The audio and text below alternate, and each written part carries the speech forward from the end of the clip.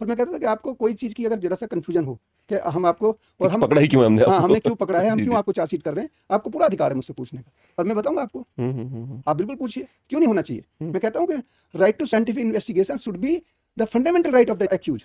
Accused के हम बहुत सारे राइट की बात करते हैं, जी, जी, जी, जी। दुनिया भर के राइट हमने उनको दे रखे हैं, लेकिन हम साइंटिफिक इन्वेस्टिगेशन को क्यों नहीं राइट बनाते उसका? बहुत असली नई तो बात है। वाह, आधार वाह! तो वही है। हुँ, एक ठीक है, मैं रेप जो सबसे जघन्य अपराध मानता हूँ, मैं बिल्कुल। मर्डर से भी ज़्यादा जघन्य मानता हूँ रेप को, क्योंकि मर्डर में तो इंसान चला गया, ठीक है, दुखद घटना है नो डाउट, हुँ, लेकिन यहाँ महिला, बच्ची, लड़की, वो उस उतने बड़े जघन्य अपराध को अपनी बॉडी पे सहन करने के बाद इस समाज में ही रहती है, जो जी, समाज जी। उसको अपने ही लोग जो है उसको तिरस्कृत भाषा से देखते हैं। तो मेरे ख्याल से जितना जघन्य अपराध रेप है, शायद उतना जघन्य मैं किसी और अपराध को नहीं मानता। कैन यू बिलीव कि Banaras at that point of time was suffering to that extent with the criminals, कि जो रोडवेज की बसेस थी, जो क्रिमिनल्स थे वो अपनी बस चलाते थे और रोडवेज की बस में से उतार करके अपनी गाड़ी में बैठा लेते थे, जैसे सिटी में से निकलती थी गाड़ी। You tell the crime and problem you will find in Banaras. So Banaras is a very good place to learn for the new officer.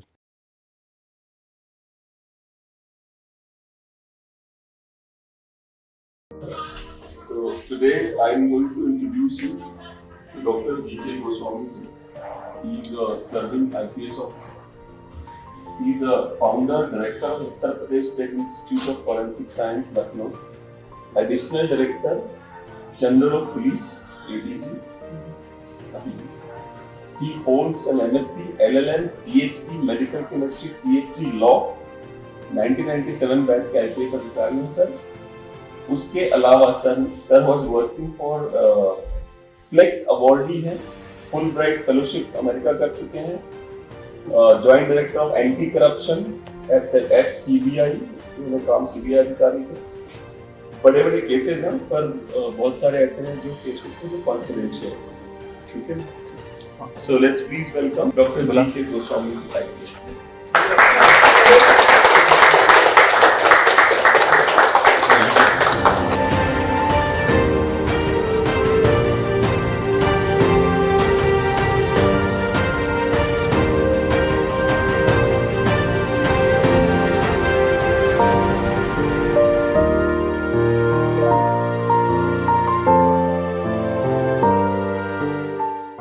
एक बार अपने चाइल्डहुड के बारे में बताइए कि what place and how was it? Child बचपन था कैसा आपका? Thank you very much for inviting me to this podcast. जहाँ तक मेरे बचपन का सवाल है, तो बचपन मेरा जनपद मेरठ, उत्तर प्रदेश में एक गांव है अलीपुर आलमपुर, जो परिषदगढ़ एक थाना पड़ता है। अच्छा। तो उसके से करीब 4 किलोमीटर के पास में गांव पड़ता है। वहाँ तो मैंने हाई स्कूल उसके पास में ही गांव था, वहाँ से किया। और मेरे फादर टीचर थे, जो 2016 में हमें छोड़ के चले गए, अब नहीं है। तो फादर मेरे टीचर थे और घर में खेती होती थी, तो एक तरीके से हम कृषक परिवार से मैं हूँ। और मुझे कहने में भी बड़ा फ़ख्र होता है कि मुझे खेती करने में आज भी शौक़ है, और मुझे मौका मिला तो मैं फिर खेती में जाना चाहता हूँ। तो खेती से मेरा प्यार बना हुआ है। आज भी मैं घर पे, जो मेरा किचन गार्डन है, मेरी वाइफ रेलवे सर्विस में है, तो बड़ा सा घर रेलवे के रहते हैं, तो उसमें हम लोग गाय पालते हैं। और अच्छा जी। और अच्छा सारी सब्जियाँ आपको ब्रोकली से लेकर के और कोई सब्जी जो सीजनल है लगभग हमारे यहाँ सारी मिलेगी। इवन जो गाय हैं उनका हम बरसीम और चारा भी थोड़ा बहुत उसमें पैदा करते क्या हैं। बात तो एक है। पूरा गांव जैसा माहौल में क्या जीते हैं। बात है। तो वहाँ से मैंने हाई स्कूल किया हाँ। और पढ़ने में मेरा अच्छा परफॉर्मेंस थी, तो मुझे लोग जो हैं प्यार करते थे काफ़ी। और चूँकि मेरे फादर टीचर थे, तो एक थोड़ा सा जो एक डिसिप्लिन होता है जो टीचिंग फैमिली का, वो भी मैंने देखा और अच्छा जीवन गुजरा। मध्यम परिवार था, लोअर मीडियम मिडिल फैमिली, लेकिन खूब अच्छे आनंद के साथ जो गाँव में जो एक खुशी का माहौल और बहुत पॉजिटिविटी मैंने देखी। फिर उसके बाद मैंने इंटरमीडिएट वहाँ से, जो मैंने बताया परिषदगढ़ एक टाउन है, वहाँ से मैंने इंटरमीडिएट किया बायोलॉजी में। और फिर मैं मेरठ गया, मेरठ से मैंने ग्रेजुएशन और पोस्ट ग्रेजुएशन किया साइंस सब्जेक्ट में। तो मुझे केमिस्ट्री से बहुत ज़्यादा लगाव था, क्योंकि मेरे जो एक हाई स्कूल में टीचर थे, आदरणीय श्री रघुवीर सिंह जी, उन्होंने हमें बहुत अच्छी केमिस्ट्री पढ़ाई। तो मुझे केमिस्ट्री से, जैसे कहते हैं कि chemistry was my very favourite subject. आज भी मुझे कुछ पढ़ाना हो किसी सब्जेक्ट में, तो मुझे बिल्कुल पसंद बहुत ज़्यादा, हाँ, जनरली यही होता है। लेकिन वो जैसा होता है ना कि एक बात आपने ये कही है, बहुत अच्छी बात है। मेरा मानना यह है कि आपको स्टार्ट में जैसे टीचर मिलते हैं, वो सब्जेक्ट पे कहीं ना कहीं आपके इम्पैक्ट डालते हैं। ट्रू। अगर आपके मैथमेटिक्स के टीचर अच्छे मिले, तो इस बात की संभावना ज़्यादा होगी कि उस सब्जेक्ट में आपको इंटरेस्ट आएगा। तो प्राइमरी स्कूल्स में या इनिशियल स्टेज में टीचर्स का आपके करियर में बहुत बड़ा योगदान है। हालांकि टीचर का पूरे करियर में होता है, बिल्कुल। बट फॉर्मेटिव स्टेज में टीचर्स आपको बहुत कुछ शेपिंग करते हैं, हमारे हीरो की तरह होते हैं। हीरो की तरह होते हैं। आज भी कई टीचर ऐसे हैं जिनको मैं सही मायने में मेरे करियर की शेपिंग में मैं अपना बहुत बड़ा उनको आदर्श मानता हूँ। फिर उसी बीच में हम लोग हॉस्टल में रहते थे। मैं जब थर्ड ईयर में आया ग्रेजुएशन में, तो वहाँ पे हमें एक ईरानियन 2 फ्रेंड रहते थे, पढ़ते थे। वो हॉस्टल था वो प्राइवेट, त्यागी हॉस्टल, जो बड़ा वैसे नाम बदनाम था उसका, जी जी जी, मेरठ वाला। लेकिन मेरठ का बदनाम मेरठ हॉस्टल था वाला वो। सर, त्यागी हॉस्टल में इन्होंने एक फिल्म आई थी ओमकारा, जी हाँ, उसमें उसका उसकी रखा शूटिंग हुई है। हाँ, हुई है। क्योंकि वो लेकिन इतना बदनाम आपको ही मैं था। फिर बताना चाहता हूँ जी जी। कि मैंने वहाँ कई साल गुजारे पढ़ाई में, और ये जो सब आपने कहा कि उसका नाम जैसे एक जनरल परसेप्शन में, लेकिन मुझे ये कहने में बहुत अच्छा लगता है कि वहाँ चाहे कैसे भी लोग रहे, लेकिन उन्होंने जो स्नेह, प्रेम और जो माहौल मुझे दिया रहने के लिए, जो भी बच्चे पढ़ते थे, कभी किसी को कोई किसी तरीके की कभी कोई परेशानी वहाँ नहीं हुई। तो मेरा हमेशा ये मानना है, ठीक है एनवायरनमेंट का कभी कभी होता है रोल, लेकिन बहुत कुछ आपके अपने ऊपर भी डिपेंड करता है। तो उन ईरान के जो लोग थे, वो दिल्ली आते जाते रहते थे। उन दिनों ये सब मोबाइल फ़ोन और ये तो सब थे नहीं, ना इंटरनेट था ना कुछ था। तो उन्होंने मुझे बताया कि जेएनयू में फॉर्म निकले हुए हैं। अच्छा, तो उस टाइम मेरा जेआरएफ हो चुका था मास्टर्स के बाद, क्या बात। और मैं गेट क्वालिफाई कर चुका था। तो मेरा आईआईटी दिल्ली में भी हो गया था हम्म, मास्टर्स के लिए। तो फिर मुझे लोगों ने कहा कि जेएनयू का रिजल्ट निकला, तो इंटरव्यू में हो गया। तो उन लोग मुझे कहा कि आप जेएनयू चले जाओ। That is how I landed to JNU. JNU में जब आए तो हमें पहली बार पता चला कि सिविल सर्विस नाम की भी कोई सर्विस होती है। उससे पहले हमारा टारगेट था कि हम अच्छे साइंटिस्ट बनेंगे और साइंस में जाएंगे। उसी बीच में मेरे जीवन में घटना घटी। मेरे फादर को एक बहुत बड़ा बस से जा रहे थे, वो बस खाई में गिर गई और काफ़ी सीवियर एक्सीडेंट हो गया। तो कई महीने उनको हॉस्पिटल में रहना पड़ा। और चूँकि हम एग्रेरियन फैमिली थे और 3 साल तक वो सर्विस ज्वाइन नहीं कर पाए, और उन दिनों किसी ने उनको तनख्वाह भी नहीं दी। अच्छा वो जी। समय ऐसा था कि जानकारी थी नहीं, मेडिकल का काफ़ी खर्चा था और सारा कुछ। तो मुझे फिर बड़ा होने के नाते घर पे रहना पड़ा। लेकिन उस बीच एक अच्छी चीज़ भी हुई। मैं हमेशा ये मानता हूँ कि जब भी कोई परेशानी आती है, उसमें कोई ना कोई सिल्वर लाइन ज़रूर आती है आपकी जी, लाइफ जी, में। उसको पकड़ना आपका काम है। बिल्कुल बिल्कुल। पीसीएस के परीक्षाकार पहली बार उन्होंने प्रीलिम में एग्ज़ाम हम्म, लिया। हम्म, पहली बार नहीं तो पहले डायरेक्ट मेंस ही होता था। उसमें केमिस्ट्री सब्जेक्ट था, अच्छा और केमिस्ट्री चूँकि हमारा ऐसा था कि हमें ज़्यादा कुछ समस्या नहीं थी। 300 मार्क्स का सब्जेक्ट होता था ऑप्शनल, और 150 मार्क्स का जीएस होता जी, था। ये सब जी, जीएस तो हमारी एवरेज के बिलो एवरेज रही होगी शायद उन दिनों तो, और भी, पर हम उसे क्वालिफाई कर गए। फिर मेंस हुआ। Because of chemistry. हाँ, because of sheer chemistry. Chemistry में तो कोई एक आध गलती से हो गया तो हो गया, बट हाँ otherwise it was quite happening. हाँ, तो वो प्रीलिम हो गया, फिर मेंस दिया, मेंस हो गया। मेंस तक तब तक फादर थोड़े बेटर हो गए थे, but still I have to be at home. तो जब तक हम उस परिस्थिति से निकलते तब तक मुझे सर्विस मिल चुकी थी। अच्छा इंटरव्यू क्लर्क हाँ, क्वालिफाई इंटरव्यू हो गया। क्या तो बात। चूँकि 1.5-2 साल हो गया उस बीच में, अच्छा अच्छा तो फिर मैंने वो सर्विस ज्वाइन की। हालांकि फिर मैंने पीएचडी भी अपनी पूरी की, और उसी बीच में जब ये लगा कि अब इसमें आ ही गए हैं, फिर मैं साइमल्टेनियसली सिविल सर्विस भी दिया।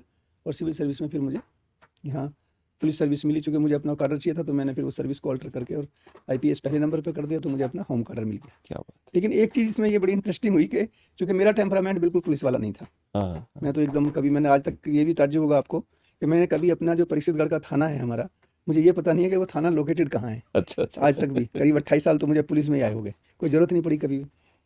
तो मेरा टेम्परामेंट नहीं था। मैं तो एकदम बहुत ही डोसाइल और एकेडमिक टेस्ट का आदमी, साइंस पढ़ा हुआ, साइंटिस्ट बनना। तो पुलिस को लेना एक तरीके से बहुत बड़ा चैलेंज था। और पुलिस भी मैंने इसलिए ली चूँकि मुझे अपना होम कार्डर चाहिए था। मुझे ये था कि किसी दूसरे कार्डर में अगर आईएएस में चले भी गए, तो वहाँ कौन जानेगा, फिर भाई हैं, छोटे बहन हैं, तो एक जैसा होता है गांव के बिल्कुल, आदमी का कि भाई मुझे तो अपने कार्डर में रहना है। तो खैर, तो फिर हमने बहुत मेहनत की, और मेहनत करने पे मैं गोरखपुर में पोस्ट हुआ। फिर वहाँ जैसे एक वहाँ एनकाउंटर हुआ, उसमें आमने सामने गोली चली। तो पहली बार मुझे ट्रेनिंग निकलने के बाद, वहाँ तो बहुत, जब हम नेशनल पुलिस अकेडमी में होते हैं, बहुत फायरिंग की प्रैक्टिस, रात में दिन में लेट करके बैठ करके, कोई तरीका नहीं है जिसमें फायरिंग करना ना सिखाते हुए। मुझे कहना में कोई संकोच नहीं है कि एनपीए की ट्रेनिंग आर्मी में हो सकता है और ज़्यादा हार्ड होती हो, बट सिविलियंस में एनपीए की training one of the tough और बहुत ही क्रिटिकल ट्रेनिंग कराते हैं, और जिसका पता आपको फील्ड में आके चलता है कि वो हार्ड ट्रेनिंग के क्या लाभ होते हैं। उस समय तो काफ़ी क्रीम होती है जब करते हैं, क्योंकि लगता है कि इसको हम आईपीएस बने हैं तो इसका क्या ज़रूरत है। But later you realise that how important and well design the training was. जी जी। तो उसके बाद खैर फील्ड में आए। फिर हम ट्रेनिंग मैंने गोरखपुर में पूरी की। फिर बनारस चले आए, 2.5 साल हम वहाँ रहे। वहाँ फिर हमने पूरा, क्योंकि वहाँ क्राइम भी था, क्रिमिनल भी थे, हम भी थे। मुन्ना बजरंगी वाला जो केस था, क्योंकि आप उसके इन्वेस्टिग बहुत दिनों तक आपने शायद छापे भी मारे थे उसके गांव में जाके, थोड़ा सा उसके बारे में। देखिए ऐसा है, मुन्ना बजरंगी, हाँ हाँ मैं जब बनारस में मैंने बताया, जी, जी। तो मुन्ना बजरंगी एएसपी था मैं, तब वो बहुत लाइमलाइट में क्रिमिनल था। और वो उसके पीछे हम क्यों पड़े, ये भी एक उसकी कहानी है। वैसे जौनपुर का रहने वाला था वो, लेकिन उसका पूर्वांचल में बहुत बड़ा गैंग चलते थे और काफ़ी इसका क्रिमिनल हिस्ट्री थी, और he was a defamed fellow. तो हमारे यहाँ एक कैंटोनमेंट थाने के अंदर एक सुबह के करीब 5 बजे एक प्रोटेक्टी था, इसको कुछ उसका कोई एक विवाद था, उसमें इसने सुपारी उपारी ले ली और उसने वहाँ जाके फायरिंग की, जिसमें एक हमारा हेड कांस्टेबल जो उसकी सिक्योरिटी में लगाया हुआ था वो और 2 आदमी और वो ऑन स्पॉट मर गए। जिसको मारना आए थे लकीली वो बच गया, तो 3 आदमी मर गए। मतलब हिम्मत देखिए आप। हाँ, तो ये तो ऐसा देखिए, पूर्वांचल में तो ये हुकुलगंज की घटना थी। अच्छा, उस एरिया का नाम अच्छा, हुकुलगंज था। तो वो हमारे लिए बहुत बड़ा चैलेंज था, क्योंकि हम एएसपी था और वो एरिया चैलेंज मेरा ही था। जेन्युइनली चैलेंज हो गया ये हाँ, तो मतलब हमारा मतलब पुलिस वाला भी मर गया उसमें। हाँ। It was very very shocking news for us. तो पुलिस वाज डिमोरलाइज, तो आई वाज यंग एएसपी और तब तक हमारा काफ़ी हाथ खुल भी चुका था क्रिमिनल के लिए। तो हम लोग काफ़ी उसमें हमने बहुत पूरी टीम लेकर के हम लोग 15 दिन पड़े रहे। कहीं हमने जाकर कपड़ा बेचा, कहीं इन्फॉर्मेशन कलेक्ट करने के लिए, all type of things nobody का like in common parlance we didn't do. तो हमने इन्फॉर्मेशन किसी जगह पे मिर्ज़ापुर में कि कोई बहुत बड़ा वो उसको कुछ था, मैं बहुत सी चीज़ें नहीं बताना चाहूँगा। तो हम लोग वहाँ रुके जाया करके, किसी को पता नहीं है पुलिस पड़ी हुई है, तो हम वो कपड़ा वपड़ा बेचते थे ऐसे ही जाया करके उस एरिया से सूचना इकट्ठी करने के लिए। तो काफ़ी आपने भी करा था? हाँ, बट मैं थोड़ा इसलिए कम जाता था कि मैं पश्चिम का था, तो मेरी लैंग्वेज में अच्छा, खड़ापन हाँ, था, तो मुझे ये लगता था कि तुरंत मुझे समझ जाएंगे। थोड़ा सा चाल ढाल से भी लग जाता है कि ये आदमी थोड़ा, और ऊपर से आपकी लंबाई बहुत ज्यादा है कपड़ा हाँ, बेचने के इसलिए लिए। हाँ, पर जाते थे मतलब कुछ ना कुछ जी, करके। जी, जी, जी, तो और भी कई तरीके का कंसील वो किया, मतलब जो डिस्गाइज जी, बोलते हैं जी, इसको। जी, हाँ।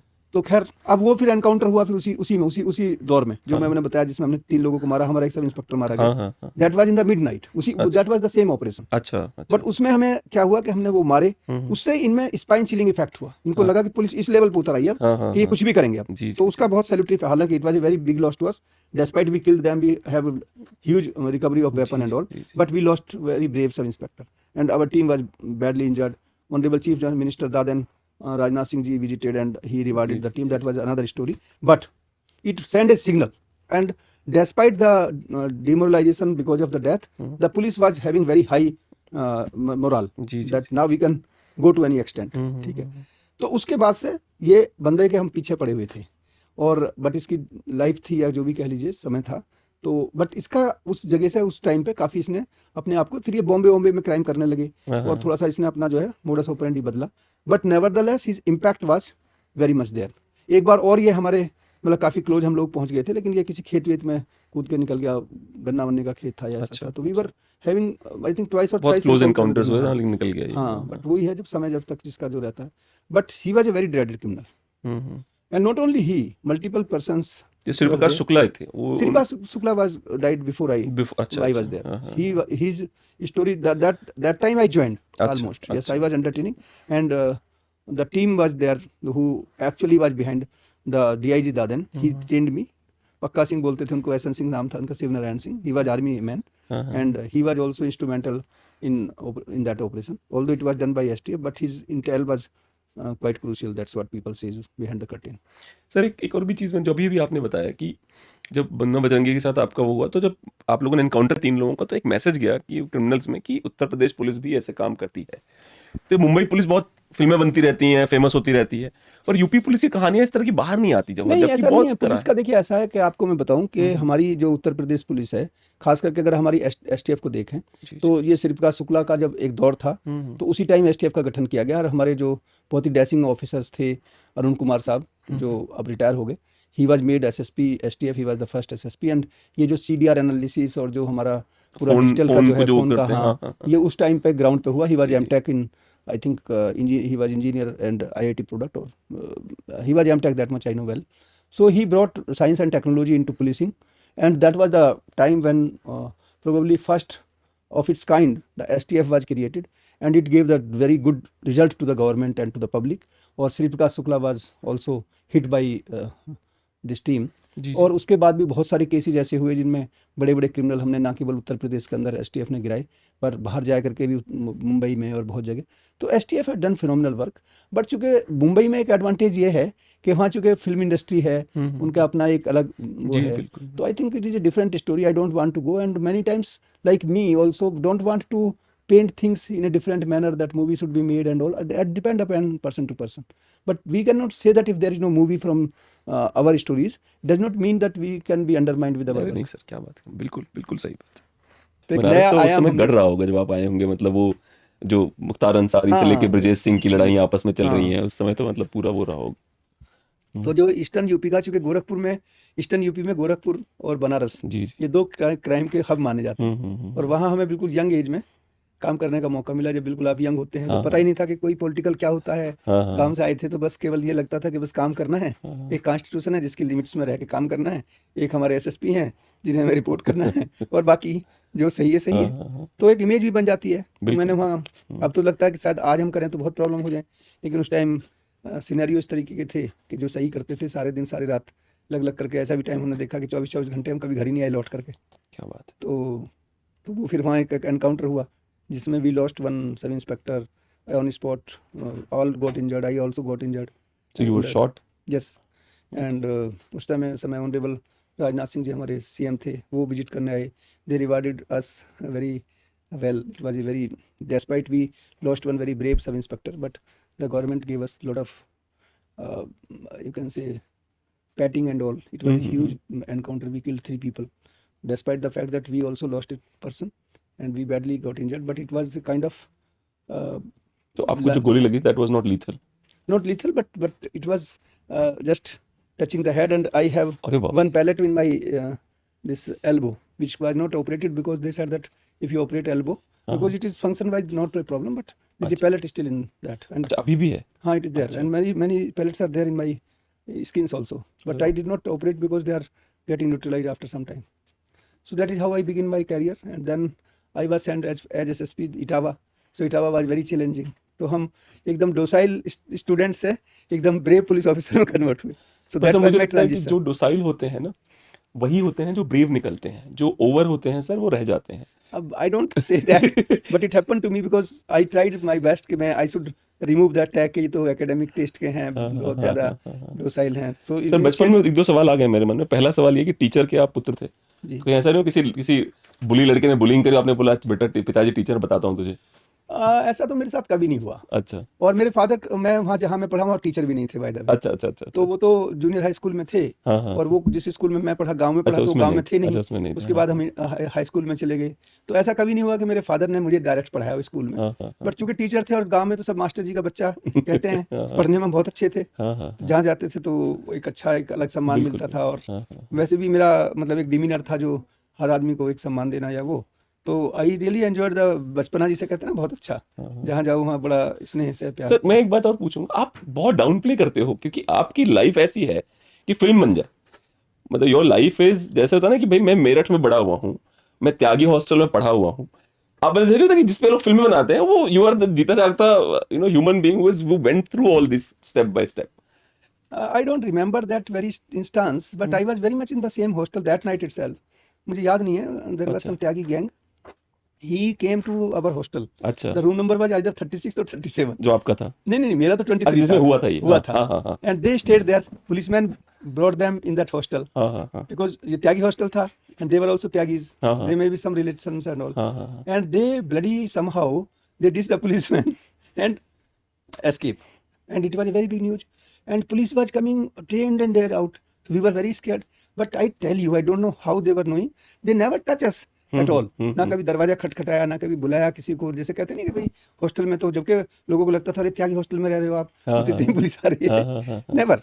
तो मुझे लगता है कि कहीं ना कहीं ऐसा नहीं है कि सिस्टम में सब तरीके के लोग हैं, बट मेरा कभी ऐसा खराब एक्सपीरियंस नहीं रहा। To my best of my, may be I may be lucky, I must say. तो एक जो सर अभी आपसे थोड़ी देर पहले ऑफ द रिकॉर्ड एक लड़के ने सवाल पूछा था जो हमारे ऑफिस के हैं कि what was that first thing when you did your first encounter, like and I talking to you from last 1 घंटे से मैं आपसे बात कर रहा हूँ। मुझे बिल्कुल नहीं लगता कि आपको प्राउड फील हुआ कि मेरी उसकी जान नहीं, चली वो गई। प्राउड देखो ऐसा है ना, उसमें हाँ। 2 चीजें थी। हाँ, वो हाँ। तो एकदम जैसे दोनों जो घटनाएं, हालांकि मैंने काफी एनकाउंटर किए ऑन स्पॉट, एंड मैं मेरे टाइम में इवन एसएसपी था, मैं कोई ऐसा नहीं हुआ कि हम मौके पे ना जाएं। I never was the escapist. जितनी घटना में जहाँ मुझे लगता था कि risky, I always been there. ऐसा नहीं है कि मैं कोई बोस्ट कर रहा हूँ, you can talk to my subordinates, I was always with them. और ये नहीं है कि कभी, क्योंकि जनरली एनकाउंटर कितने ही आप क्लीन करो, उनमें कोई ना कोई प्रॉब्लम निकल आती है। लेकिन उसके लिए मुझे ये कहना है, जो इसको अगर कोई पुलिस ऑफिसर सुन रहे हो, कि जब भी हम कभी कोई भी ऐसी घटना करते हैं और एनकाउंटर हो या कोई भी ऐसा, तो हम उसके ऑरा में आ जाते हैं कि हमने ये कर दिया और उसको बताओ, इसको बताओ, और हमारा जो पेपर वर्क है वो वीक हो जाता है। तो हम पेपर पे ध्यान नहीं देते। ये मेरे साथ डिफरेंट था, ये मेरे साथ डिफरेंट था। मैं शुरू से ही पेपर वर्क में बहुत ध्यान देता था कि अगर जरा सी भी कोई घटना हुई है, चाहे छोटी भी घटना हुई है, और इसलिए मुझे बड़ा कहने में फ़ख्र है कि मेरे टाइम में हमने कभी कोई केस लूज नहीं किया। इवन जो हमने इन्वेस्टिगेशन की, मेरे ख्याल से मैंने जब मैं एएसपी था उन दिनों SC/ST के और बहुत सारे मुकदमे बहुत होते थे जो गजेटेड अफसर को करने होते। तब तो टावरी डेथ उन दिनों बहुत होती थी। यू वोंट बिलीव कि at some point of time and I was ASP, so ASP was a blue eyed boy of the public. हर काम को उन दिनों Gorakhpur was not the zone, Banaras was the zone, and by zonalise he was very strict. तो उनके पास जो लोग आते थे वो कहते थे कि जो जांच टिपिकल होती थी या इन्वेस्टिगेशन टिपिकल होते थे, वो कहते थे कि साहब ASP साहब को दे दो। तो I was flooded with the work, and not only my district, different district of the zone. तो मेरे SSP कहते थे भाई तुम ASP तो बनारस के हो और तुम घूमते रहते हो। तो आई ऑलवेज से कि साहब IG जोन जब कह रहे हैं या लिख के दे रहे हैं, अब can I say no, but it gave me lot of learning, lot of understanding, lot of meeting. एक और चीज़ है कि जनरली जैसे होता है कि कई बार वर्क लोड में जब आप इन्वेस्टिगेशन करते हो या कोई इंक्वायरी करते हो तो आपका स्टाफ उसके बयान ले लेते हैं, ठीक है, तो आपको बहुत चीज़ों का पता नहीं चलता। ये मैंने कभी नहीं किया। अगर मैं बहुत बिजी हूँ, चूँकि बिजी में रहता ही था, हार्डली मैं ऑफिस में मिल पाता था, क्योंकि सारा टाइम कभी ट्रैफिक का ड्राइव चल रहा है, कभी कुछ है, कभी क्रिमिनल है। मुझे आदत थी ज़्यादा सारे टाइम बाहर रहना, मतलब फील्ड में लोगों के साथ। ये नहीं है कि आपने टीम भेज दी। हम लोग रात रात भर सीढ़ियाँ लगा करके गाड़ी चलती थी और उस पर सीढ़ी रहती थी लंबी, 3-3, 4-4 फ्लोर पर चढ़ते थे ऐसे ही। And many times I use to climb first, just पकड़ने के लिए, मतलब just to feel how to do it. तो उनमें क्या करते थे कि मान लिया कोई इंपॉर्टेंट कोई विटनेस आया, मान लिया जैसे किसी के केस पढ़ा आपने तो अंदाजा लग जाता है कि इसमें ये विटनेस मटेरियल विटनेस है। उन विटनेस को मैं चाहे जहाँ भी, अगर मैं किसी मौके पे हूँ, कहीं मान लिया किसी लैंड ऑर्डर ड्यूटी में है या कहीं और है, तो मैं उसे अपने ऑफिस से उस आदमी को गाड़ी में बैठा के बुलवाता था और वहाँ उससे खड़े खड़े बात करता था, चाहे कि भाई तुम्हारा ये था, फाइल मंगा ली, उसे पढ़ लिया और उससे मोटे मोटे क्वेश्चन पूछ लिया आपने, ताकि आपको ये पता हो कि इसमें क्या है। और दूसरा इसका एडवांटेज ये होता था, कोई ये नहीं कह सकता था कि मेरे बयान ASP के बिना किसी और ने लिख दिए, तो उसे भी कॉन्फिडेंस होता था, वो अपनी मन की बात कह लेता था मुझसे, तो मुझे उसकी सच्चाई पता चल जाती थी बहुत हद तक। तो इन्वेस्टिगेशन हो, इंक्वायरी हो, it get you close come to reality, और ये बहुत शिकायत अदरवाइज होती है। तो Banaras gave me lot of understanding and exposure, पूरा एक्सपोजर। क्राइम वाले उन मामले। दिनों जैसे एक घटना थी, बहुत सारी, खैर में lot of anecdotes were there, कि ये कोई क्रिमिनल था, I don't want to tell the name. तो वो हमें किसी ने बता दिया कि आप ट्रैफिक को वो ठीक कर दो, ये जो गाड़ियाँ चलती हैं, फर्जी गाड़ियाँ बहुत चलती थी। एंड कैन यू बिलीव कि Banaras at that point of time was suffering to that extent with the criminals, कि जो रोडवेज की बसेस थी, जो क्रिमिनल्स थे वो अपनी बस चलाते थे और रोडवेज की बस में से उतार करके अपनी गाड़ी में बैठा लेते थे, जैसे सिटी में से निकलती थी गाड़ी। अच्छा। That was the terror. महिलाओं को? नहीं, महिलाओं को नहीं, पैसेंजर। अच्छा लाइक बस इज गोइंग, अच्छा, आई एम सॉरी कि रोडवेज में लोग जा रहे हैं, जा उनको रहे हैं, उतार के उनको अपनी उतार के प्राइवेट अपनी बस बस में में बैठा बैठा ले। अरे लेते क्या हैं। बात है। तो वो पूरा सिंडिकेट तोड़ा हमने, और पूरा डंडे के दम पे तोड़ा। एक तरह से मुझे याद है कि मेरे पिताजी के मित्र थे, उनका भागवती ट्रांसपोर्ट था बहुत पहले, आपको शायद आपको आई पता हो। रिमेंबर अच्छे से, भागवती, यस जी, भागवती बसें चलती थी उसकी कई, और वो भी क्रिमिनल ही था। हाँ, वो हमने खत्म किया था। पिताजी उसको भगवतिया बुलाते थे, भगवतिया आजकल खूब बस खरीद लिया। भगवतिया वो उस पे था ना, कैंटोनमेंट के पास ही उसका वो था, जहाँ पे गाड़ियाँ चलती थी। Bhagwati was very popular travel agent. हाँ, उसकी काफी गाड़ियाँ चलती थी। और ये इधर जो जाते हैं आपको गाजीपुर वाले रूट पे चलते हैं, उधर भदोही की तरफ भी चलती थी, 2-3 चलती थी। हाँ, तो वो बिल्कुल ठीक पकड़े आप। मुझे याद है भगवती जो है वो भदोही वाले रोड पे, तो मैंने भी देखा है बोर्ड, भागवती की बस आ रही है, वो देखा था मैंने उस तरफ। तो वहाँ से हम लोगों ने काफ़ी, फिर वो क्रिमिनलों का दौर था उन दिनों, बड़े रोड का क्राइम बहुत होता था उन दिनों। मोबाइल भी आए थे, मोबाइल भी यूज द बेस्ट, बिकॉज थोड़ा मेरा साइंस बैकग्राउंड थी। जैसे DNA हमने पहली बार यूज किया इंडिया में। अच्छा जी। व्हेन आई वेंट, वहाँ एक नीदरलैंड की लड़की की हत्या हुई पड़ी थी वहाँ पे एक, तो केस तो मेरे सामने डिटेक्ट, मेरे से पहले डिटेक्ट हो गया था वो। सर ये जो होटल वाला हुआ था? नहीं, गाजीपुर, हाँ, होटल से जो लड़की चली गई थी ना, गाजीपुर के गाँव में, वो था, उसका नाम शिव प्रसाद यादव, SK यादव। तो उसने उसको, लड़की को ले गया, वो 22-23 साल की लड़की थी, डायना नाम था उसका। और ये सर मीडिया में भी ठीक ठाक चला था। हाँ, काफी पॉपुलर केस था। काफी पॉपुलर केस था। तो उसमें हमने DNA कराया, क्योंकि उसकी बॉडी की बोन, उसने क्या किया कि उसे गांव ले गया अपने घुमाने के नाम पे, अच्छा। और उसकी हत्या कर दी, जो भी कारण रहा हो। अब वो और जो कमरा था उसमें, उसके में खोद करके गड्ढा, और उसके ऊपर फिर प्लास्टर वास्टर कर दिया, पूरी फ्लोरिंग कर दी पूरी। वो फिर बाद में पता चला, खैर डिटेक्ट कर लिया था केस, लेकिन तब तक वो बोन बन गई थी बॉडी की उसकी पूरी। अच्छा। तो बोन मिली। अब बोन को कैसे कनेक्ट करो आप? तो तब DNA, चूंकि हम यहाँ JNU से पढ़ करके गए थे, तो DNA और ये सब चीजें हमें बहुत अच्छे से पढ़ाई गई थी। तो लालजी सिंह को मैं जानता था, तो Lalji Singh was Pioneer in DNA, वो जौनपुर के ही रहने वाले थे। आप उनसे बात करके, तो वो that was the first case we did, and it was well appreciated by Supreme Court in 2014। अच्छा। And he was given life imprisonment. पहले उसको डेथ पेनल्टी मिली थी, फिर उसको लाइफ में कन्वर्ट कर दिया। तो इस तरीके से जो है हमने पूरा जो मन की तमन्नाएं थी कि भाई हमें हर फील्ड में विवेचना से लेकर के रोड का क्राइम और जो, but Banaras gave me a wide range of learning in policing. मतलब आपको जो सीखना था, बनारस में हाँ। तो क्रिमिनल थे कि कोई भी हाँ, वैरायटी कोई छूटी ऐसा नहीं क्रिमिनल नहीं आपसे। था, चाहे वो जेल का मैनेजमेंट हो, देखना हो, कुछ भी, you tell the crime and problem you will find in Banaras. तो Banaras is a very good place to learn for the new officer. हाँ, और फिर बनारस से मैं चला गया एज एसएसपी होकर के, इटावा गया मैं, और फिर नोएडा गया, और फिर उसके बाद मैं दोबारा आया फिर जब मुरादाबाद में था। बनारस में जब वो बॉम्ब ब्लास्ट हुआ तो काशी विश्वनाथ जी का मुझे फिर दर्शन और सेवा करने का मौका मिला। जी, जी, जी। So I was called by the government and landed by state plane in the night itself. अच्छा, कि मतलब तो इमीडिएटली हाँ, चाहिए। क्योंकि होली आने वाली थी, वो हाँ। 14 तारीख की होली थी, and the 11th night I was dropped. 7th को घटना हुई थी, तो उसका डर था कि कहीं दंगे वंगे ना दंगे हो। होने का, दंगे की अच्छा। कोई आईबी या कोई इंटेलिजेंस रिपोर्ट थी। तो that was the background, and because I had good experience, so probably somebody sir मुझे लगता है आपका एकेडमिक्स जो है ना, वो सरकार को उसके बारे में ज्यादा आइडिया है कि this man will be balanced headed, he will not give in to the rush. जैसे ब्लड रश आता है ना, तो उनको लगता है कि ये बंदा ब्लड रश पे नहीं जाएगा, ये लॉजिक पे जाएंगे। नहीं, मेरा वहाँ जैसे अभी भी आप बात करो ना, whenever I go to Banaras and people knows me, अब तो सब जवान हो गए जो बच्चे थे उन दिनों। जी, जी। तो दैट टाइम आई वाज, मतलब जैसे कि जब मैं स्कूल में बहुत जाता था, अच्छा, I used to go to talk in the morning time and all, and they were my informer also, अच्छा, स्टूडेंट्स। हालांकि कभी कभी बड़ी सिल्ली सिल्ली इन्फॉर्मेशन देते थे, नहीं, लेकिन बड़ी इंपॉर्टेंट है वो। हाँ, देखिए, नहीं, इन्फॉर्मर से मतलब ये नहीं है कि कोई फॉर्मल इन्फॉर्मर, हाँ, अच्छा, they were giving me information like, say for example, जैसे कई बार कहेंगे अंकल वो देखो वो एक ट्रक उतर रहा है और अच्छा, उसमें सब गड़बड़ लग रहा है मुझे, हाँ, हाँ, तो मैं जानबूझ करके किसी पुलिस वाले को भेजता था, जरूर ये ना लगे उसको कि कोई आया नहीं मेरे हाँ, कहने से, हाँ, हाँ, और मैं फिर उसे कहता नहीं बेटा ये कुछ ऐसा नहीं था, कपड़ा था उसमें या सामान था, तुम चिंता मत करो, तुम आराम से सो, कुछ ऐसा गड़बड़ नहीं है। मतलब उससे क्या है कि एक रेस्पॉन्सिवनेस आती है लोगों जी, में। जी, बिल्कुल। आप अगर, मेरा ये मानना है कि अगर हम लोग बच्चों को कैच देम यंग, अगर हम उन्हें पुलिस के बारे में बचपन से बताएं थोड़ा, तो पुलिस के बारे में जो बहुत सारी भ्रांतियां हैं वो बहुत सारी दूर हो सकती हैं।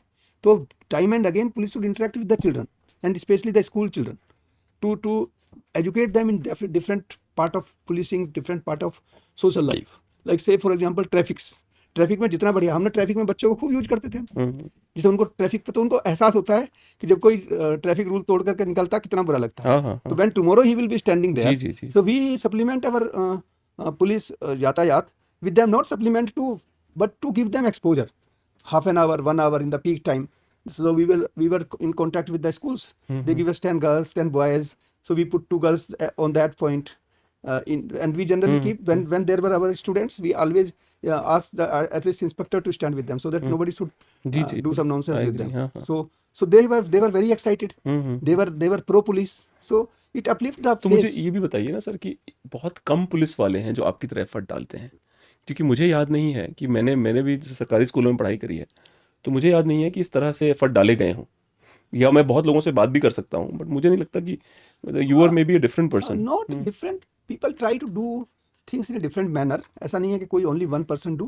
But the point is कि ये चीज़ें institutionalize नहीं होती। जी, जी। हमारे जो सिस्टम है ना, if I had opportunity to visit so many countries in the world, like Fulbright, I visited US and multiple states I could visit, and I worked in UN, in CBI also I visited multiple states. What I see outside, उनके यहाँ system काम करता है, हमारे यहाँ individual काम करता है, सिस्टम नहीं करता। बिल्कुल। तो ये जो छोटे छोटे जो लोग एक्सपेरिमेंट करते हैं, अगर हम इनको इंस्टीट्यूशनलाइज कर दें तो हमारा चीज़ें फिर इंप्रूव हों। कि स्कूल करेगा ही करेगा, स्कूल करेगा या या पुलिस जैसे वाले मान लो करेंगे ही पुलिस वाले करेंगे। करेंगे। ऐसा नहीं है कि कोई इसमें बहुत ज़्यादा कोई इतना ज़्यादा एफर्ट की बात है। एक बार जब सिस्टम चल जाए, I tell you one thing, recently when I joined this forensic science institute, there is one principal who is good friend of mine because my daughter also studied there. So she's like our family member, Lamart principal. So I keep generally talking to her, sending my articles and all to her. So she was very well versed with the forensic science law and all. Very erudite principal. So she requested me कि sir एक दिन आप आओ और हमारे बच्चों को address करो जरा फोरेंसिक साइंस का। तो आई वाज ऑल्सो हैप्पी, क्योंकि मेरी बेटी भी पढ़ी है तो मुझे उस स्कूल से वैसे भी थोड़ा एक्स्ट्रा अफेक्शन है। पर जब वो जिस दिन क्लास वो होना था, वो तो जब उनसे मैंने पूछा तो उन्होंने कहा 12th बच्चों का तो कुछ बोर्ड का कुछ है, तो बच्चे रहेंगे आपके 8th, 9th और 11th, 10th का भी कुछ बोर्ड का है। तो आई वॉज हैप्पी कि चलो ठीक है। जब मुझे जिस दिन अगले दिन पढ़ाना था उनको, मैंने सोचा ना बताऊंगा क्या मैं, क्योंकि बड़े लोगों को तो बताना ग्रेजुएशन पोस्ट ग्रेजुएशन में ईजी है कि ये लॉ है, ये है, ये साइंस है, ये ऐसा है। छोटे बच्चों के लिए तो दैट टू 8th क्लास बच्चा, अब ना तो वो लॉ की लैंग्वेज समझेगा ना ठीक से फोरेंसिक साइंस समझेगा। तो आई वाज लिटिल स्ट्रेस। फिर by chance that time my daughter was also at home, तो मैंने उससे पूछा, her name is Aditi, I asked Aditi, मेरा मतलब I have to give task in your school, I am little puzzled, help me. She said don't worry, the children are these days not of that time when you were in class 8. They're quite smart, so don't worry, talk, they will pick up. And I was surprised. अच्छा मैंने उनको बताया तो मुझसे जो पहला question हुआ, you will surprise, the first question the kid ask me कि अंकल ये बताओ कि ये क्या 11वीं क्लास में ये कोर्स अवेलेबल हो रहा है? अच्छा जस्ट थिंक हाँ हाँ हाँ the aware level of awareness, level of thinking. मैंने कहा कि बेटा तुम्हें जो चीज़ तुम्हें अब समझ में मेरे बोलने पे आधे घंटे में आ गई, मुझे इसे समझने में 30 साल लगे. बिल्कुल कि ये 10+2 लेवल पे होना चाहिए ये course. So this is the level of awareness. And teacher was telling that, मतलब मुझे कई उनके जो मुझे जानते थे, उनके बच्चे भी थे, they were saying that children are fascinating with the subject. तो कहने का मेरा मतलब ये है कि अगर हम बच्चों को पकड़ें, बच्चों को टाइम पे अगर हम एजुकेट करें, तो they will be very responsive citizen tomorrow. And police work is very important for society. लेकिन सर ये तो उसमें भी उतना ही जरूरी है. अगर साइंटिस्ट बनाना है तब भी 7वीं 8वीं में जाना पड़ेगा. जो बनाना है आपको 7वीं 8वीं में ही जाना पड़ेगा. प्रैक्टिशनर्स को बुलाना चाहिए. इसलिए जो मैं आपसे बोला था ना कि वो जो 5 ई की जो हम बात कर हाँ रहे थे, हाँ बिल्कुल बिल्कुल. उसमें जो सबसे इंपॉर्टेंट है एक्सपोजर. इसलिए मैं अभी भी, जैसे आज मैं आया हूँ दिल्ली, आज मैं कम से कम कितने लोगों से मिला हूँगा. जी, जी, मेरा जी. पूरा दिन का यही टारगेट रहता है. मैं जेएनयू में गया, जेएनयू मेरा अल्मा मैटर था. हालांकि सारे की सारी चीज़ें मेरे एजेंडे में नहीं थी. एजेंडे में वो एक से बात हुई, जैसे हम फिर उसमें चले गए, लैंग्वेज वाले उसमें चले गए. वहाँ मुझे चूँकि हमें भी लैंग्वेज की एक लैब बनानी है, फिर उसकी लैब को पूरा, तो मुझे आज वहाँ पूरी उसकी दुनिया ही समझ में आई कि कैसे लैब बनती है, क्या होता है लैंग्वेज में, क्या हमें कितना बजट चाहिए. तो आप जितने लोगों से मिलोगे आपको उतना आपको जो है चीज़ें समझ में आएंगी. तो I think that becomes a very very critical and important part of life. If you are more inquisitive, you meet people, you share their experience, because you cannot learn everything from your own experience. बिल्कुल बिल्कुल. Learning from other experience is very very vital and important, and that habit should be developed. Sir do you believe in this fact that कि learning तो ठीक है, energies होती हैं सबकी अपनी अपनी, और वो आपको फील होती हैं. जैसे I met you, I felt very positive and I was like, and it was so natural. तो मुझे ऐसा लगता है कि सर एक तो मिलना इसलिए भी चाहिए क्योंकि सबकी अपनी फ्रीक्वेंसीज, अपनी एनर्जीज भी हैं. Yes, very true. अच्छा एक और सवाल इंटरेस्टिंग है सर. हम लोग भी जब 12th में थे तो आईएएस का सोचते थे, तो जब आप आईपीएस बन गए तो आपने डिसाइड नहीं किया कि लाल बत्ती जलाते हुए गांव जाना है इस बार, जैसे हम मैं लोग आपको बातें बताऊं, करते थे. ये फिर वही बात है. हाँ.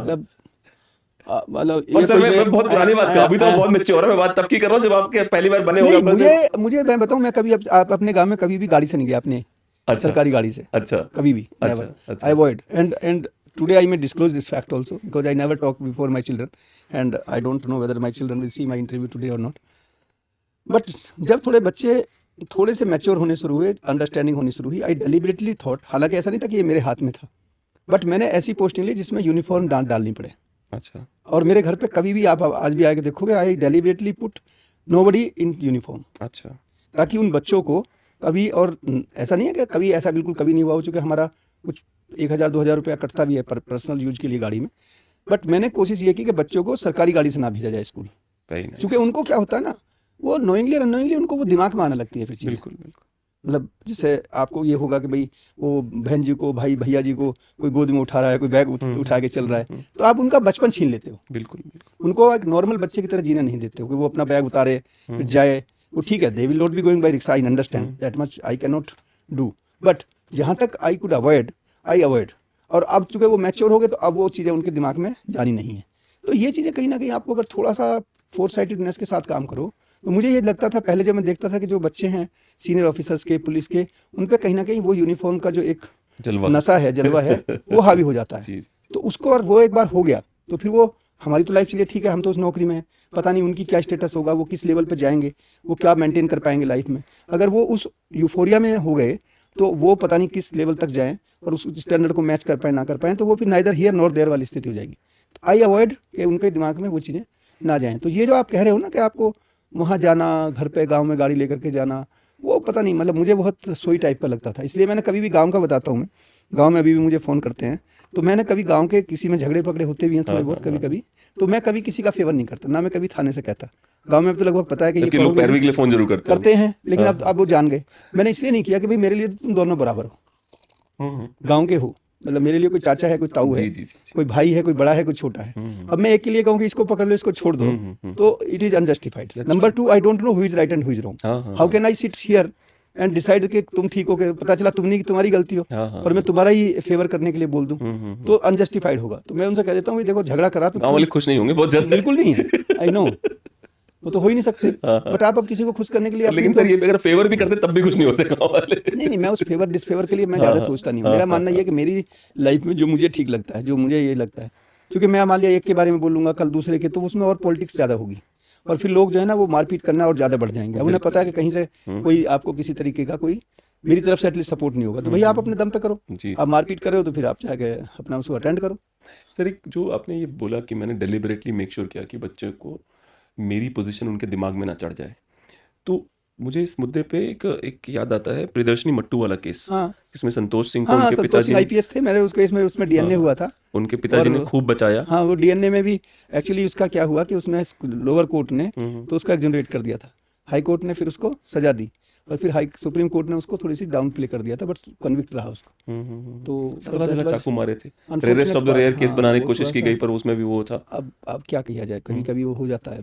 तो मैं ये जानना चाहता हूँ सर, पुलिस वालों के मामले में ही जो पुलिस वालों की जो इमेज नेगेटिव है, क्योंकि the world should know there are people, there are academics like you who are also served in the same police department. नहीं, आप ऐसा है ना, देखिए ऐसा है, ये जो हम कहते हैं ना कि पुलिस की निगेटिव इमेज है, वो ठीक है, मैं उसको कोई डिनाई नहीं कर रहा हूँ, लेकिन आप देखिए कि हमारे पुलिस के फ्रेटर्निटी से इतने लोग, और ना केवल पुलिस के सीनियर अफसर की मैं बात कर रहा हूँ, हमारे कांस्टेबल के बच्चे आप देखिए, सब इंस्पेक्टर्स के बच्चे देखिए, कौन सी सर्विस है जिसमें हमारे लोअर स्टाफ के बच्चे ना गए हों। हमारे अपने काडर में, यूपी काडर में कई लोग हैं जो जिनके फादर लोअर रैंक पे थे पुलिस में और डिफरेंट उसमें, तो डॉक्टर्स में, इंजीनियर में, IAS बने हैं काफ़ी लोग। तो कई लोग हैं हमारे अपनी काडर में हैं, उनके फादर मेरे ही साथ इंस्पेक्टर थे अच्छा, एंड बोथ आर IAS। क्या बात है। तो ऐसा नहीं है, तो ये अब चूंकि सब तरीके के लोग हैं, कई बार क्या है कि जो खराब लोग हैं वो ज़्यादा दिखाई देते हैं। कई चीज़ आपके जो अच्छी चीज़ हुई होंगी लाइफ में वो कम याद होंगी आपको, जो कुछ खराब होती है वो ज़्यादा याद रहती है। तो मैं ये नहीं कह रहा हूँ कि पुलिस की कोई अपनी चैलेंज नहीं है या इशूज़ नहीं है, बट ऐसा नहीं है कि सब खराब हों। और दूसरा ये भी कि पुलिस के काम को, जैसे दायित्व को देखा जाए, मैं अब कहता हूँ बड़े फख्र के साथ 28 साल की नौकरी के बाद, कि अगर दोबारा कोई जन्म लेने की कोई मतलब ऐसी कोई ईश्वर की कोई परिकल्पना जी, है, जी, जी। तो मैं हर बार कॉप होना चाहता हूँ। मुझे पुलिस से अच्छा कोई काम नहीं लगता, हालांकि मेरा मन एकेडमिक्स में लगता है, but corp with academic background. क्या बात है। कॉप वो डंडे वाला क्रिमिनल कॉप तो नहीं डरते चाहिए। होंगे आपसे कि यार एक तो ये बंदा पकड़ता है, ऊपर से जेल भी करवाता है। नहीं ऐसा जेल नहीं, मैं बताता हूँ आपको, अभी मैं ATS चीफ था और मैं बड़े मतलब फक्र के साथ कहता हूँ, आप किसी हमारे लड़के से पूछ लीजिए, कोर्ट में पूछ लीजिए, ये इन्वेस्टिगेशन का आज तक किसी की जमानत नहीं हुई है। और दूसरी कि चीज क्या काम एकदम पक्का होता है। दूसरी चीज में CBI में रहा, हमने कितने ऐसे लोगों को एक्सोनरेट किया कि जब उसके पास, मैं ये नहीं कह सकता कि वो मतलब वो नहीं रहे होंगे, लेकिन जब हमारे पास एविडेंस नहीं है तो हम उसको आधे अधूरे एविडेंस पे नहीं भेज सकते। तो मेरा ये मानना है कि ये नहीं सोचना चाहिए हमें कि ये जुडिशरी का काम है उनको छोड़ना नहीं छोड़ना। पहले तो हमारा काम है ये देखना कि क्या एविडेंस सफिशिएंट है, उसको चार्जशीट तो हमें करनी है ना। जी, जी, तो वो हमारी भी मोरल रिस्पॉन्सिबिलिटी है that we should evaluate the quality of evidence so that we should judiciously think whether the evidence are sufficient to charge him or not to charge him, and I judiciously do that.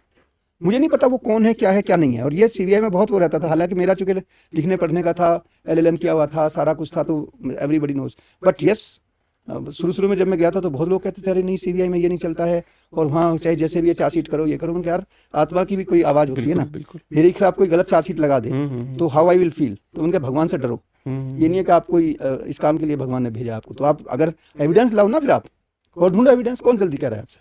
But once you have close the case and you are saying now the other evidence are not available, then you have to evaluate. True. And I did it, not only I but my recommendation were accepted at the higher level.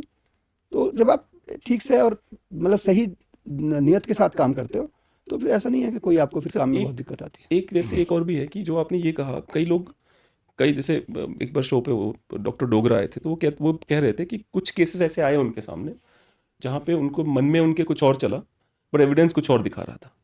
तो कहते कई बार मैं उस द्वंद में रह जाता था कि यार मेरी आत्मा कुछ और कह रही है और ये एविडेंस कुछ और कह रहा है, या ये एविडेंस सर्कमस्टेंशियल है और लेकिन अभी क्या है मैं कुछ नहीं कर सकता इसमें because they have to decide. ऐसा आपके साथ कोई द्वंद्व आया था? देखो मेरे साथ ऐसा नहीं हुआ। अच्छा। मैं उसके पीछे भी बताता हूँ कि अगर आप कोई भी काम आप देखें, एविडेंस जो है केवल एक एविडेंस पे आपको डिसाइड नहीं करते हो, ठीक है, और आपको मल्टीपल एविडेंस होते हैं, ठीक। जैसे सब फॉर एग्जांपल मान लिया कहीं कोई लूट होती है, ठीक है, या कहीं कोई भी बॉडी ऑफेंस होता है, मान लिया मर्डर होता है, रेप होता है, या कोई और मारपीट होती है, तो उसके वहाँ के मोबाइल फ़ोन्स के आपको डेटा हो सकता है।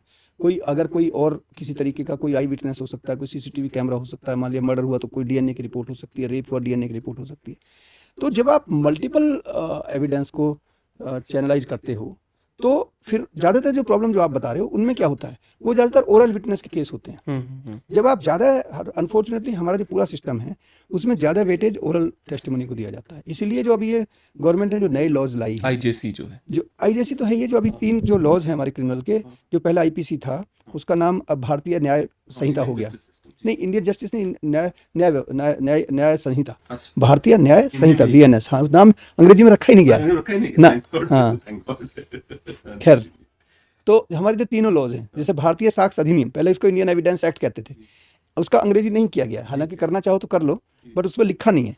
अब जो चाहे इंडियनाइजेशन कह लो, हालांकि मेरे विचार में उसका नाम इसलिए रखना चाहिए इंग्लिश में क्योंकि हमें ग्लोबल जूरिस्प्रूडेंस से भी उसको इंटीग्रेट करना है। क्योंकि जब चूँकि हमारे जो केस लॉज हैं, हमारा जो लॉ है उसको बाहर के कंट्री बहुत रेफर करते हैं, तो हमें लैंग्वेज पे कोई मतलब हानि नहीं होनी चाहिए। जैसे हमें अपनी भाषा को हमेशा तवज्जो देनी चाहिए, नो डाउट, लेकिन दूसरी भाषा जैसे मान लिया इंग्लिश है, इंग्लिश चूँकि वो इंटीग्रेट करती है, तो खैर वो तो पॉलिसी मैटर है, उसमें कोई ऐसी बात नहीं। अब जो मेरा कहने का मतलब ये है कि अब डीएनए और जो भी फोरेंसिक एविडेंस है वो काफ़ी हद तक सरकार ने उनको प्रोमिनेंस दी है। जो हमारी 176 सब सेक्शन 3 है, उसके अंदर जो पहले सीआरपीसी थी उसी का नाम बदल करके अब क्या कर दिया गया है, भारतीय नागरिक सुरक्षा संहिता। जी जी, ये 2023 का जो नया जो सीआरपीसी बनी है, तो उसमें ये प्रोविजन कर दिया कि 7 साल या उससे अधिक वाले जो अपराध हैं उनमें आपको सभी में फोरेंसिक इन्वेस्टिगेशन करना मैंडेटरी हो गया, सेल वर्ड यूज किया गया, तो अब फोरेंसिक का यूज बहुत हो जाएगा। तो ये जो आप कह रहे हो ना कि कई बार हमें द्वंद्व होता है कि भाई ये है नहीं है, तो द्वंद्व का तब आता है जब आपने सारी चीज़ें एग्जॉस्ट कर ली, और फिर अगर मैं उसमें ये हूँ कि मैं जिसमें ये लग रहा है कि डाउट है, और डाउट इस लेवल का है कि जिसमें, तो आप उसको फिर छोड़िए, क्यों आप चार्जशीट कर रहे हैं, हु कंपेल यू। बट वो जो डॉक्टर साहब थे वो पावर उनको नहीं रही होगी, जी जी, क्योंकि वो तो उन्होंने तो केवल पोस्टमार्टम किया होगा। हाँ हाँ हाँ, लेकिन पोस्टमार्टम करने में कई बार क्या होता है कि पोस्टमार्टम का एक छोटा सा पार्ट है इन्वेस्टिगेशन का, उसके बाहर एविडेंस बहुत सारे रहे होंगे, बिल्कुल बिल्कुल, तो हो सकता है उन्हें वो सारे एविडेंस की जानकारी ना रही हो। नहीं तो ऐसा नहीं है, हालांकि मैं अभी भी मानता हूँ कि बहुत लोग हैं हमारे साथी जो कर देते हैं इस तरीके से, जो आप कह रहे हो रहता होगा, लेकिन अगर ठीक ढंग से और साइंटिफिक तरीके से किया जाए तो काफ़ी हद तक क्लैरिटी आ जाती है। और अगर कोई डाउट है तो फिर मैं ये कहूँगा कि अगर डाउट है तो डाउट का बेनिफिट किसको जाना चाहिए, एक्यूज को। जी जी, और लोग कहेंगे कि ये तो जुडिशरी का काम है, ये कहाँ लिखा हुआ है, आप भी तो जुडिशल सिस्टम के पार्ट हो, पुलिस, आप ये क्यों मान रहे बिल्कुल हो? नए विचार हैं ये वाले, बिल्कुल। हाँ, प्लीज कंटिन्यू। तो आप क्रिमिनल जस्टिस सिस्टम के सबसे मुख्य आधार हो, क्योंकि जो आप एविडेंस कलेक्ट करते हो उसी के आधार पर माननीय न्यायालय करता है। माननीय न्यायालय अपना कोई एविडेंस नहीं लाता, तो आप तो भाई सबसे प्रमुख हो। तो और अगर आपको लगता है तो आप और एविडेंस ढूंढिए, किसने रोका है आपको? लेकिन आपने जब केस का एविडेंस कंक्लूड कर दिया, then you have to take a call and then you have to be judicious. How can you book a person without proper quality of evidence? That is, I think, very wrong. At least I don't support it, and I never support it, very frankly. तो जो साधारण जनता में ये image है कि भारत में न्याय नहीं मिल रहा है, ये इमेज क्यों बनी हुई नहीं, है? ऐसा नहीं है कि न्याय नहीं मिल रहा है। सर, आंकड़े हैं मेरे पास, मतलब आंकड़े आपके ठीक है, मैं आपको देखिए जो आप कह रहे हो मैं उसको बिल्कुल सरलीकरण भाषा में, चूंकि मैं बहुत सारे लेक्चर देता हूँ, जी सर जी, मेरा अपना जो यूट्यूब चैनल है उस पर आप देखोगे बहुत सारे डेटा भी मिलेंगे। सर का यूट्यूब चैनल है डॉक्टर जी.के. गोस्वामी, तो IPS के नाम से मेरा IPS यूट्यूब के नाम चैनल से, है। और मैं यहाँ भी बोलना चाहता हूँ कि जो कोई उसमें मैंने लॉ और फोरेंसिक साइंस को सामान्य आदमी की भाषा में ट्रांसलेट किया है, आप देखेंगे तो उसमें चाहे उसको किसी भी लेवल का आदमी, चाहे वो पढ़ने लिखने का भी जिसको जानकारी ठीक से ना हो, वो भी उसको जानेगा, तो एक उसको अच्छा लगेगा सुनने में। तो मेरा उसमें कहना ये है, जो मुख्य मुद्दा है कि हमारा, आपको मैं उदाहरण के तौर पे बताता हूँ, जो स्टैटिक्स की बात की, मैं आपको कोई बात करता हूँ, जी जी, ठीक है। मैं रेप जो सबसे जघन्य अपराध मानता हूँ, मैं मर्डर से भी ज़्यादा जघन्य मानता हूँ रेप को, क्योंकि मर्डर में तो इंसान चला गया, ठीक है, दुखद घटना है, नो डाउट, लेकिन यहाँ महिला, बच्ची, लड़की, वो उस उतने बड़े जघन्य अपराध को अपनी बॉडी पे सहन करने के बाद इस समाज में ही रहती है, जो समाज उसको, अपने ही लोग जो है उसको तिरस्कृत भाषा से देखते हैं। तो मेरे ख्याल से जितना जघन्य अपराध रेप है, शायद उतना जघन्य मैं किसी और अपराध को नहीं मानता, जितना विभत्स या जितना समाज के प्रति कलंक मैं उसमें मानता हूँ रेप में, ठीक है। तो उसके मैं आंकड़े बताता हूँ आपको। पुलिस चार्जशीट करती है लगभग 90% केस में, और हमारा उसका कन्विक्शन रेट कितना है, 30%, 30, 32, कभी 28, तो एवरेज 30 है। मैं ये स्टैटिस्टिक्स की बात कर रहा हूँ, NCRT की, वैसी बात नहीं कर रहा हूँ। अब ये जो गैप है 60% का, ये बहुत बड़ा चैलेंज है कि ये क्यों है भाई। आपने जब 90% का चार्जशीट की, इसका मतलब आपने ये मानना कि अपराध हुआ, बिल्कुल बिल्कुल, तो अपराध हुआ तो फिर वो कन्विक्शन होना चाहिए टेक्निकली, और कन्विक्शन हो रहा 30%, इसका मतलब 60% केसेज में क्वालिटी ऑफ एविडेंस आपकी बहुत पुअर है। बिल्कुल, तो ठीक करिए आप, कोई किसने मना किया आपको? तो वहाँ आपका फोरेंसिक साइंस का जो एविडेंस है, मेरी जो रिसर्च है, जो पोस्ट डॉक्टरल रिसर्च है, उसमें ये प्रूव होता है पॉक्सो के केसेज में कि अगर हम उसमें DNA कर लें, ठीक है, 164 का बयान हम लड़की का लिखते ही हैं जनरली, वो तो अगर घटना हुई है तो वो पॉजिटिव आएगा, और एक उसका मेडिको लीगल पॉजिटिव हो, तो 99 से भी ज़्यादा % केसेज में कन्विक्शन हो जाएगा। और अगर डीएनए निगेटिव आता है इसका मतलब है वो आदमी नहीं कि निर्दोष होने के चांस है। नहीं, ऐसा जरूरी नहीं है अच्छा कि 100% ये कह सकूं, लेकिन चांस है। क्यों? कि हो सकता है घटना देर में रिपीट हुई हो सकता है इजैकुलेट ना हुआ हो, या कुछ और भी ऐसी वजह होगी। हालांकि छोटी बच्ची में तो अगर पेनिट्रेशन हुआ तो उसको मेडिकल इंजरी आ जाएगी जी जी प्राइवेट पार्ट में, और बहुत सारी चीज़ें। तो अगर आप साइंटिफिक ढंग से इन्वेस्टिगेशन करते हो तो मतलब मुझे कभी ऐसा नहीं लगा कि आपको कोई ऐसा चैलेंज आए कि जिसमें आपको, हाँ ये जरूर होता है कई बार कि अनडिटेक्टेड केस रह जाते हैं कभी कभी। मान लिया कोई मर्डर हुआ या कोई और ऐसी घटना हुई, तो मैंने तो ये पूरी जीवन में घटना अगर नहीं खुली तो कोई बात नहीं खुली, लेकिन हम गलत को इम्प्लीकेट नहीं करेंगे। That was my golden principle and I followed it. But हाँ, अगर जिसको पकड़ा तो फिर, और मैं ये भी कहता था, जैसे एटीएस में था, एटीएस में हम लोगों ने धर्मांतरण का केस किया हो और भी बहुत सारे केस किए, उनमें हम कहते थे जिसको मुझसे पूछना कि मुझे क्यों पकड़ रहे हो। जैसे हमने एक बहुत बड़े मौलवी थे, उनको पकड़ा था अच्छा धर्मांतरण में, हम बैठा के उनको चाय पिलाता था मैं अपने ऑफिस में बुला के, बिकॉज भाई ठीक है आपने एक काम किया, इसका मतलब ये थोड़ी है कि कोई मैं आपको इल ट्रीट करूँ। जी जी तो बिल्कुल मैं उन्हें बुलाता था, जैसे हम बैठे हुए चाय पी रहे हैं, वो मेरे साथ बैठ के ऐसी टेबल पे चाय पीते थे, बात करते थे, और मैं कहता था कि आपको कोई चीज़ की अगर जरा सा कन्फ्यूजन हो कि हम आपको, और हम पकड़ा ही क्यों हमने हाँ आपको? हमने क्यों पकड़ा है, हम जी, क्यों जी। आपको चार्जशीट कर रहे हैं, आपको पूरा अधिकार है मुझसे पूछने का, और मैं बताऊंगा आपको, आप बिल्कुल पूछिए, क्यों नहीं होना चाहिए। मैं कहता हूँ कि right to scientific investigation should be the fundamental right of the investigation, the accused के हम बहुत सारे राइट की बात करते हैं, जी जी जी जी दुनिया भर के राइट हमने उनको दे रखे हैं, लेकिन हम साइंटिफिक इन्वेस्टिगेशन को क्यों नहीं राइट बनाते उसका? असली नई तो बात है। वाह, आधार वाह। तो वही है। हम्म, तो जब आपने, चाहे यूएन ने माना हो, यूएन के कोवेनेंट से 1948 का UDHR, universal declaration of human right 1948, जहाँ से ह्यूमन राइट लिखित में आता है। ऐसा नहीं कि ह्यूमन राइट पहले नहीं थे, 45 में यूएन का गठन होता है, 48 में ये यूडीएचआर आता है जिसने फॉर्मुलाइज किया ह्यूमन राइट को, और उसके बाद में आईसीसीपीआर आता है 1966 में, सिविल एंड पॉलिटिकल राइट, ठीक है। उनमें आपने फेयर ट्रायल को तो बहुत गुणगान किया, लेकिन क्या फेयर ट्रायल कर लोगे अगर हम पुलिस वाले आपका गुड़गोबर कर दें पूरे एविडेंस का? तो fair investigation is precursor to fair trial. True उस पर कोई ध्यान नहीं देते, और उस पर कोई बोलता भी नहीं है, ना कोई लीगल एक्सपर्ट बोलेगा, ना कोई पॉलिसी मेकर ध्यान देंगे, ना यूएन वाले बोलेंगे। किसी को तो उठाना चाहिए ना ये मुद्दा। तो आप फेयर इन्वेस्टिगेशन को पार्ट बनाइए एक्यूज के और विक्टिम के भी राइट का। हम विक्टिम को क्यों ना बताएं कि भाई हम क्या कर रहे हैं आपकी इन्वेस्टिगेशन में? ठीक है, जहाँ पे कोई ग्रे एरिया है, अभी हम किसी चीज़ को नहीं कर रहे, लेकिन जब हम कंक्लूड करें तो उसको बताओ कि हमने क्या क्या किया, क्या दिक्कत है उसको बताने में। एक्यूज पूछना चाहता है, बताइए जब आपने कंक्लूड कर दिया क्या दिक्कत है उसमें। मैं आपको, जब मैं उसके अंदर गया फुल ब्राइट में, तो ह्यूस्टन की लैब है जो it is considered one of the best lab in the world. At one point of time it was the worst lab in the world. अच्छा ये न्यूयॉर्क टाइम्स की न्यूज़ थी 2006 में, जब उसके करीब 22,000 केस, ह्यूस्टन टेक्सास में जो है। हाँ ह्यूस्टन जी, टेक्सास में, जी, जी, आई हाँ। स्टेड विद दैट गाय, ठीक है। तो पीटर स्टाउट नाम है उसका जो सीईओ है, is a forensic expert and very good friend of mine. तो जब उससे बात हुई तो वो कहने लगा कि उसने ये किया हुआ है कि मतलब जो कोई चाहे वो मुझसे आके कह सकता है कि भाई इस टेस्ट को मुझे दोबारा करके दिखाओ।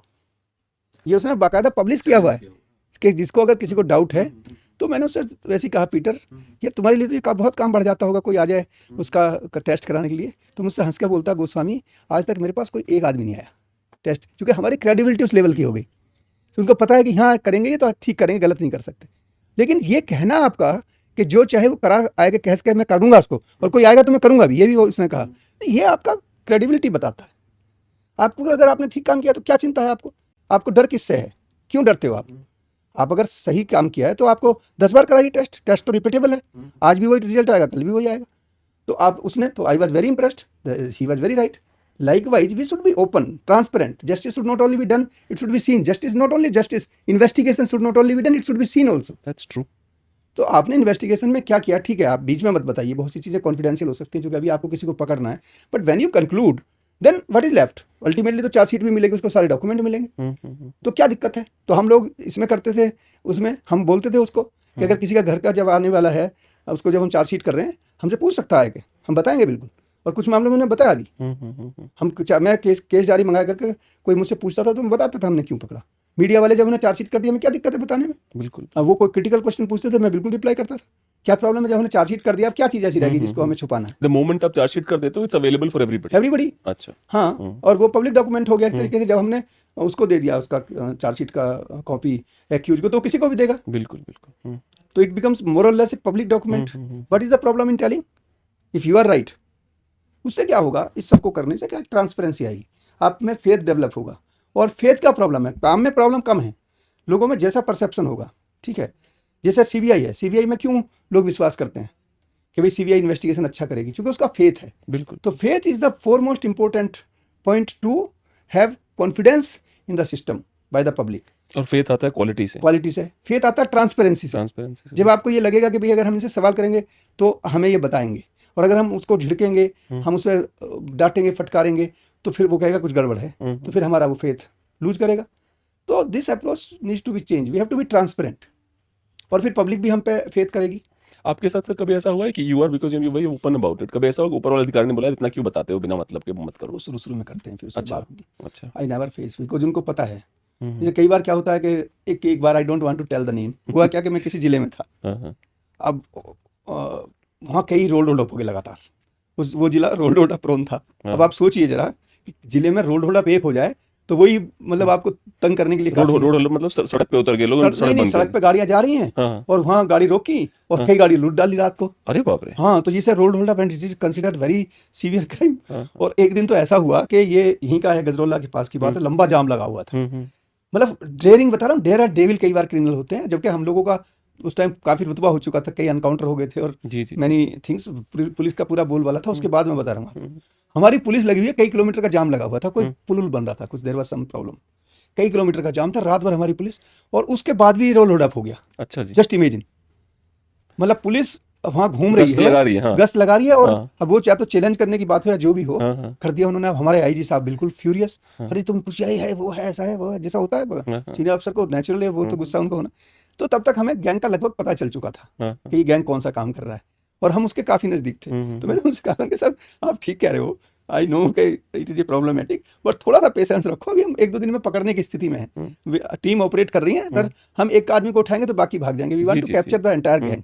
खैर 2-3 दिन में वो पकड़ गया, लेकिन उस प्रेशर में हम गलत भी करने के लिए कंपेल हो जाते हैं बहुत लोग। तो मेरा ये कहना है कि एज ए लीडर आपको थोड़ा जब जैसे प्रेशर आते हैं तो उसमें आपको थोड़ा सा स्टैंड लेना चाहिए। बिल्कुल। लेकिन वो तब होगा जब आपका क्राइम पे कंट्रोल हो, जब आप क्राइम को खुद डील करते हो। एटलीस्ट आपको पता हो कि चल क्या रहा है। नहीं पता नहीं है, मैं जैसे मैं बताता हूँ अपना, मतलब अब जो जिसको मैं कुछ उसको बोस्ट नहीं कर रहा हूँ, बट क्राइम जो भी जिले का होता था, मैं ये मानता था कि ये क्राइम एसएसपी के अगेंस्ट है, because I am the leader. तो मैंने कभी भी, हालांकि ऐसा नहीं कि मेरी टीम काम नहीं करती थी, बट उसको टीम को मैं खुद लीड करता था। मेरा एसपी सिटी, एसपीआरए, वो लॉ एंड ऑर्डर, उन सब में काम करते थे। They were also very helpful, no doubt, they were very much contributing, but उसकी लीड का मैं ही रखता था उसको। मतलब क्राइम में मैं कभी ये नहीं था कि मैं एसपी सिटी को बुला के डांट रहा हूँ, तुमने खुला नहीं, ये नहीं है।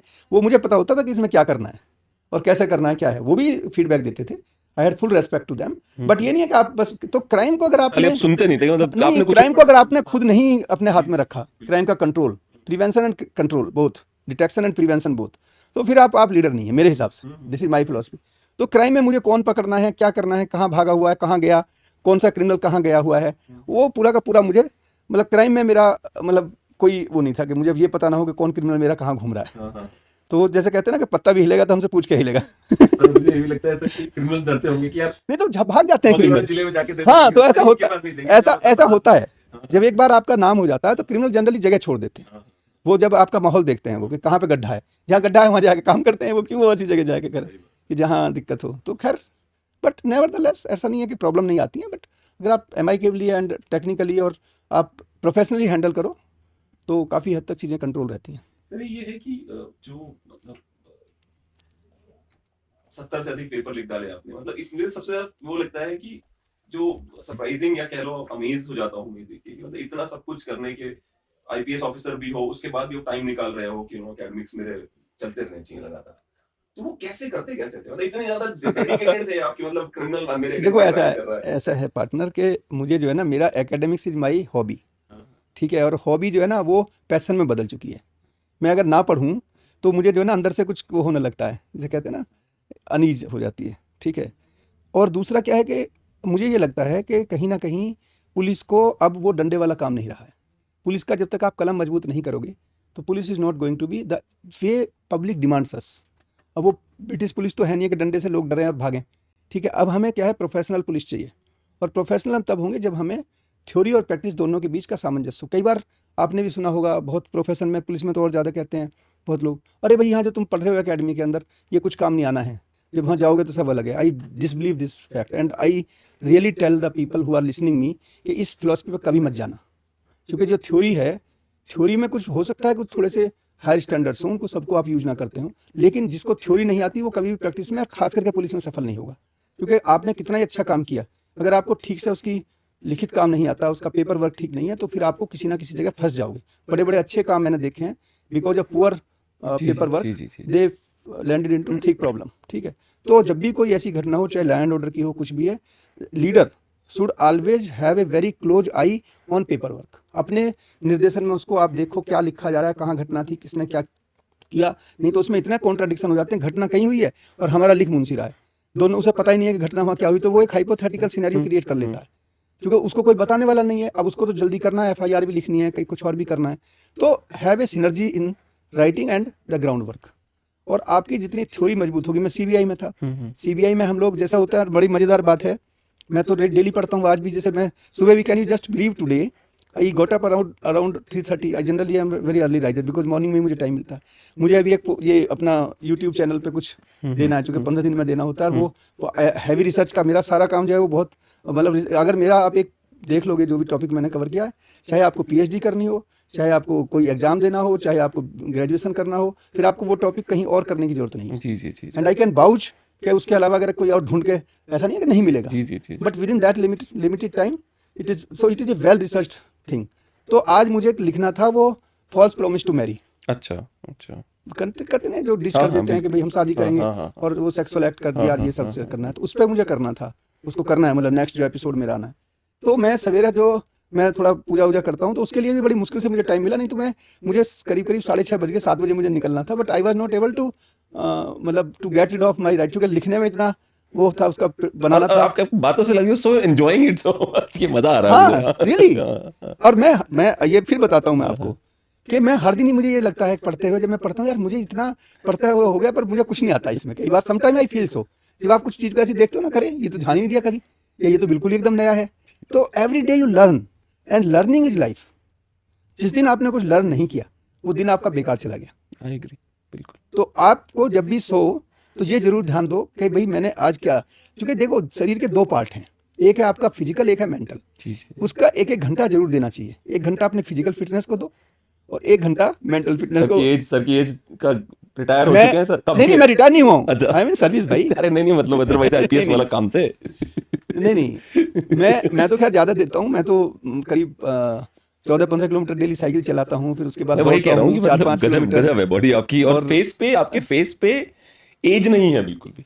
मतलब आपका पैर छूने के लिए मुझे सोचना पड़ा कि अच्छा IPS हैं तब से हैं, तो हाँ पैर छूना है, क्योंकि वो सब हाँ नहीं, बट जी सर। मैं जनरल में बात बता रहा हूँ कि 2 घंटे हमें अपनी physical fitness, mental fitness.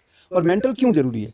Mental में आपको जो भी चीज़ पसंद हो, पढ़ना पसंद है पढ़िए, गाना पसंद है गाना है, जो भी चीज़ है, जो आपको हॉबी हो, कैन बी एनीथिंग, ये कैन, जो आपको मेंटल सुकून दे। जी जी जी जी। क्योंकि अगर आप ऐसे ही मशीन की तरह भागते रहोगे तो one fine day you are nowhere. तो you supplement yourself with your mental development as well as your physical growth, physical fitness जो भी कह लीजिए आप। जी जी जी जी। इन 2 चीज़ों में अगर आपने बैलेंस बनाया हुआ है तो आपको फिर अलग लाइफ का एक मजा आएगा। और दूसरा मैं ये भी कहता हूँ हमेशा, ये मेरे अपने एजुकेशन से भी जुड़ा हुआ है, कि आप एजुकेशन के पीछे भागिए। ठीक है, आप सरस्वती को पकड़िए, लक्ष्मी जी अपने आप साथ साथ पीछे जी, आएंगी। बिल्कुल। अगर आपको सरस्वती जी का आशीर्वाद है तो लक्ष्मी जी तो आएंगी। ठीक है, तो सरस्वती पे ध्यान दीजिए। अगर आपके पास ज्ञान है तो फिर धन का कितना धन चाहिए, जी जी जी। और उतना धन फिर ज्यादा आप लस्ट करोगे। जरूरत सबको है, बट कितनी, जी जी, उसके पे how this far no further, they should be in line. और अगर आपको एक डिसेंट लाइफ है तो बहुत ज़्यादा हमें ये करना, ग्रोथ करिए बट पैसे के पीछे मत भागिए। जी जी। ग्रोथ में और lust for money is different. जब आप काम करोगे तो ग्रोथ तो होगी। Money without a cause is dangerous. हाँ, कॉज है कि आपको कुछ करना है तो आपको कर लो। काम केवल इसलिए करोगे बस पैसा कमाना है, काम करिए पैसा आएगा। तो focus should be your work, not to earn only. तो एक लेवल के बाद आप कुछ भी करते जाइए, वो एक लेवल के बाद तो फिर वो मतलब मटेरियलिस्टिक हो जाता है। मैं ये नहीं कह रहा कि वो ग्रोथ मत करिए, बट उसके लिए ये नहीं है कि आप अपना सब कुछ न्यौछावर कर दो।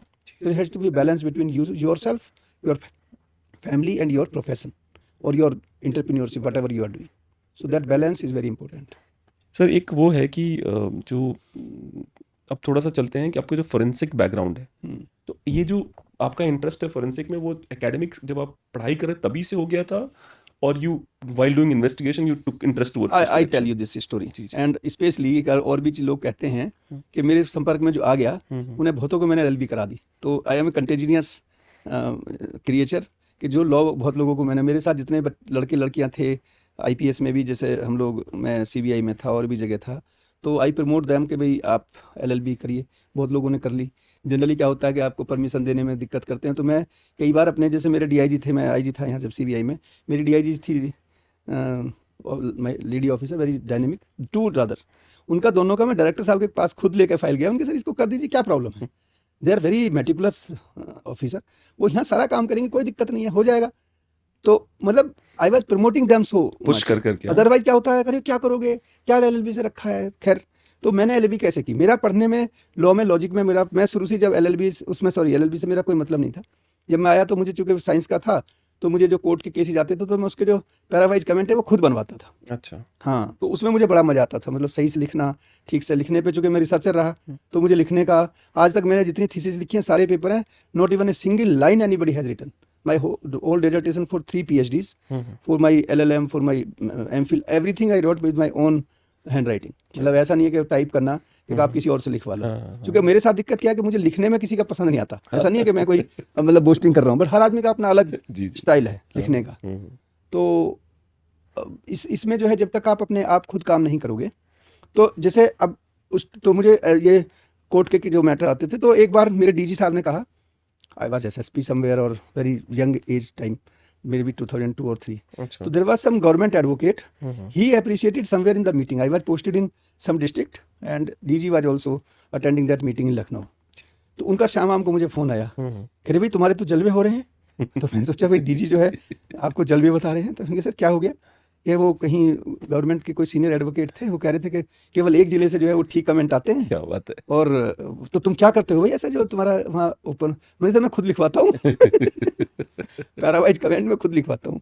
तो कहने लगे अब ये तो सब लोग नहीं करेंगे। मैंने कहा सर आप थोड़ा सा मोटिवेट करो तो हो सकता है कुछ करें। क्या बात, बिल्कुल। तो वहाँ से मेरा था, उसमें इंटरेस्ट था।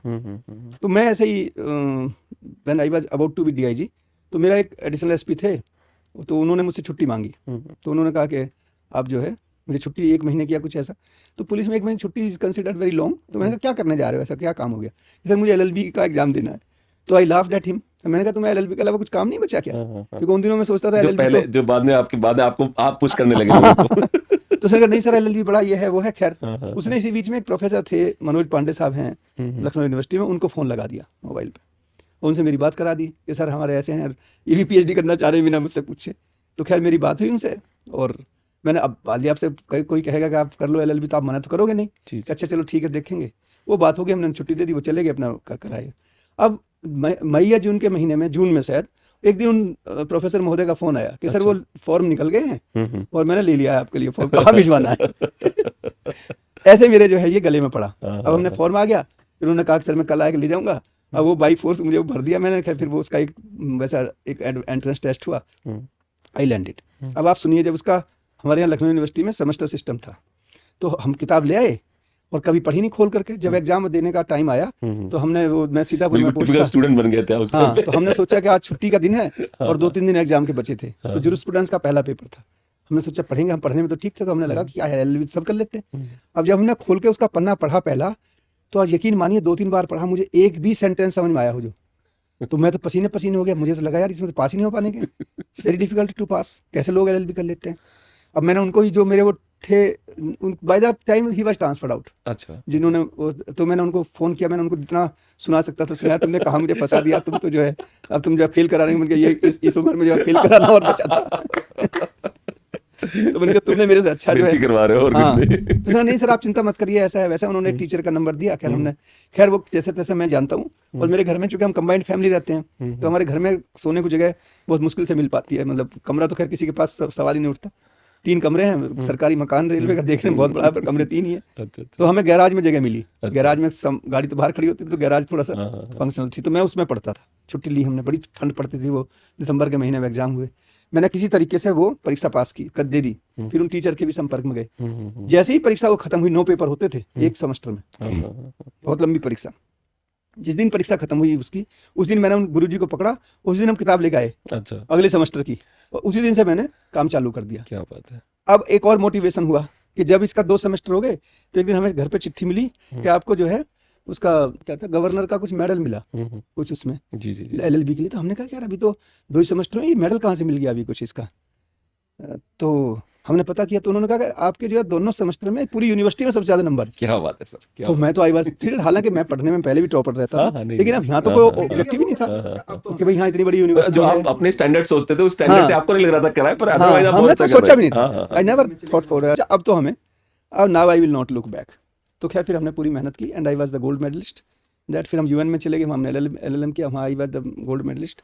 तो इसका फ़ायदा ये हुआ LLB करने का या इसका कि एक जो आपका थॉट प्रोसेस है वो बहुत ही लॉजिकल हो जाता है। जी जी जी जैसे अगर कोई आदमी ये कहे आपसे कि लॉ क्या है, जिस कॉमन आदमी कहे कि भाई मैं लॉयर तो हूँ नहीं, बट लॉ का एक्सपेक्टेशन है कि भाई सबको लॉ आना चाहिए, नहीं तो कल को कोई मर्डर कर देगा और कहेगा कि मुझे तो लॉ आता नहीं है, तो मुझे क्या पता लॉ, मतलब किसी का मर्डर करना जो है वो अपराध है।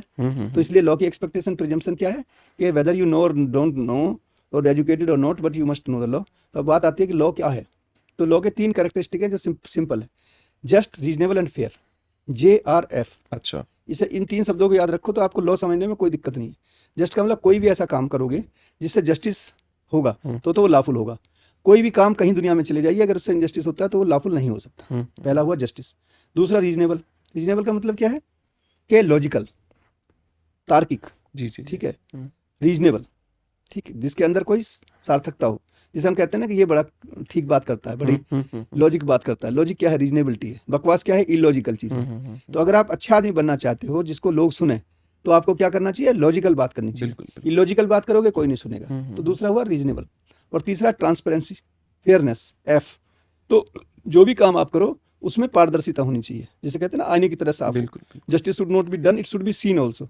तो सीन वाला पार्ट जो है वो क्या है? वो फेयरनेस है। तो ये 3 इंपॉर्टेंट इंग्रेडिएंट है लॉ। सर जब ये बात, ये लाइन आप बोलते हो ना, justice should not be done, it should be seen, वो ना मेरे ऐसे हार्ट को लगती है। मैं सोचता हूँ काश ये जेन्युइनली, काश ये मतलब ये पूरे सिस्टम में लागू हो जाता नहीं, तो देखो, सिस्टम मतलब एक में मजा आ लागू- जाता कि ये हाँ सिस्टम में देखिए ऐसा है ना, उसका कारण क्या है कि सिस्टम में लागू है, ऐसा नहीं है कि सिस्टम इतना लचर है, लेकिन उसके चूंकि कुछ एवरेजेंस हैं और हम खुद भी उन कानून को नहीं मानते। जैसा हमारा अंदर होगा वैसा हम बाहर भी देखते हैं, जी जी क्योंकि हमें लगता है कि हम रोड के रूल तोड़ करके निकल जाएंगे, तो हम निकल जाते हैं, कोई हमें रोकता नहीं। तो हमें ये लगता है कि सब चीज़ें ऐसी चलती हैं।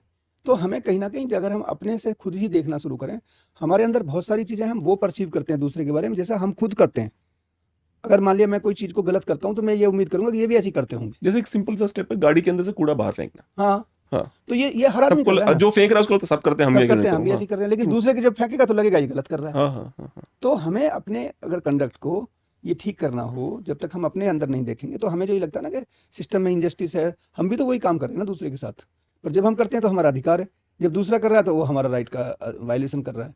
तो ये जो डुअलिज्म है ना हमारी सोच में, हमारे चैलेंज हैं, लेकिन ऐसा भी नहीं कि सिस्टम काम ना कर रहा हो और जस्टिस एकदम से ऐसा हो, नहीं तो फिर इतनी ज़्यादा हाहाकार मच जाए।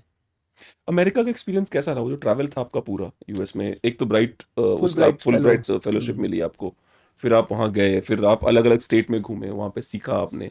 देखो ऐसा है, जब मैंने बताया आपको कि जो मेरी रिसर्च थी, जो सेकंड PhD मैंने की, वो फोरेंसिक साइंस, खास करके जो रेप केसेस थे उसमें DNA का क्या रोल हो सकता है, जो Tata institute of social science से की।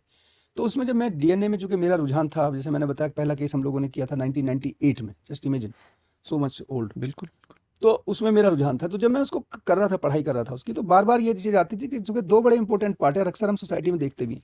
पुलिस का ज़्यादा क्या होता है कि भाई कन्विक्शन हो जाए, कन्विक्शन रेट पे हमारा पूरा फोकस होता है। हमने क्रिमिनल को पकड़ लिया और उसे सजा हो गई। समाज भी हमसे यही चाहता है, बात भी सही है, क्योंकि हमें पीस और ट्रैंक्विलिटी चाहिए समाज के अंदर। लेकिन साइमल्टेनियसली हमें ये भी देखना है कि कोई निर्दोष आदमी ना फंसे, जो कि एक लॉ की जो एक प्रिजम्पशन है, जो एक लोकोक्ति है, वो ये है कि let 100 criminal get escort free but not even a single innocent be punished. ये हमारी इंटरनेशनल फिलॉसफी है जो सभी देशों में लागू है, हमारे में भी है।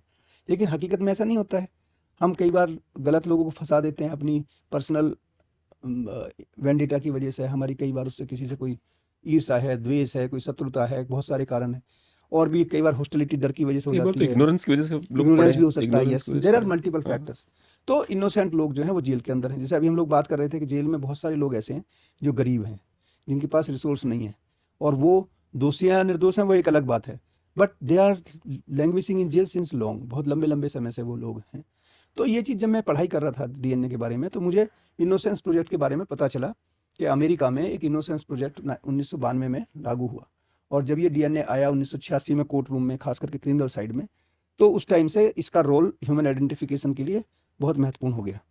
तो इसके जो बैरीसैक, जो इसके प्रोफेसर उस टाइम लॉयर थे, पीटर न्यूफील्ड और बैरीसैक, 2 लोगों ने, ये यंग एडवोकेट्स थे, तो इन्होंने इसको शुरू किया।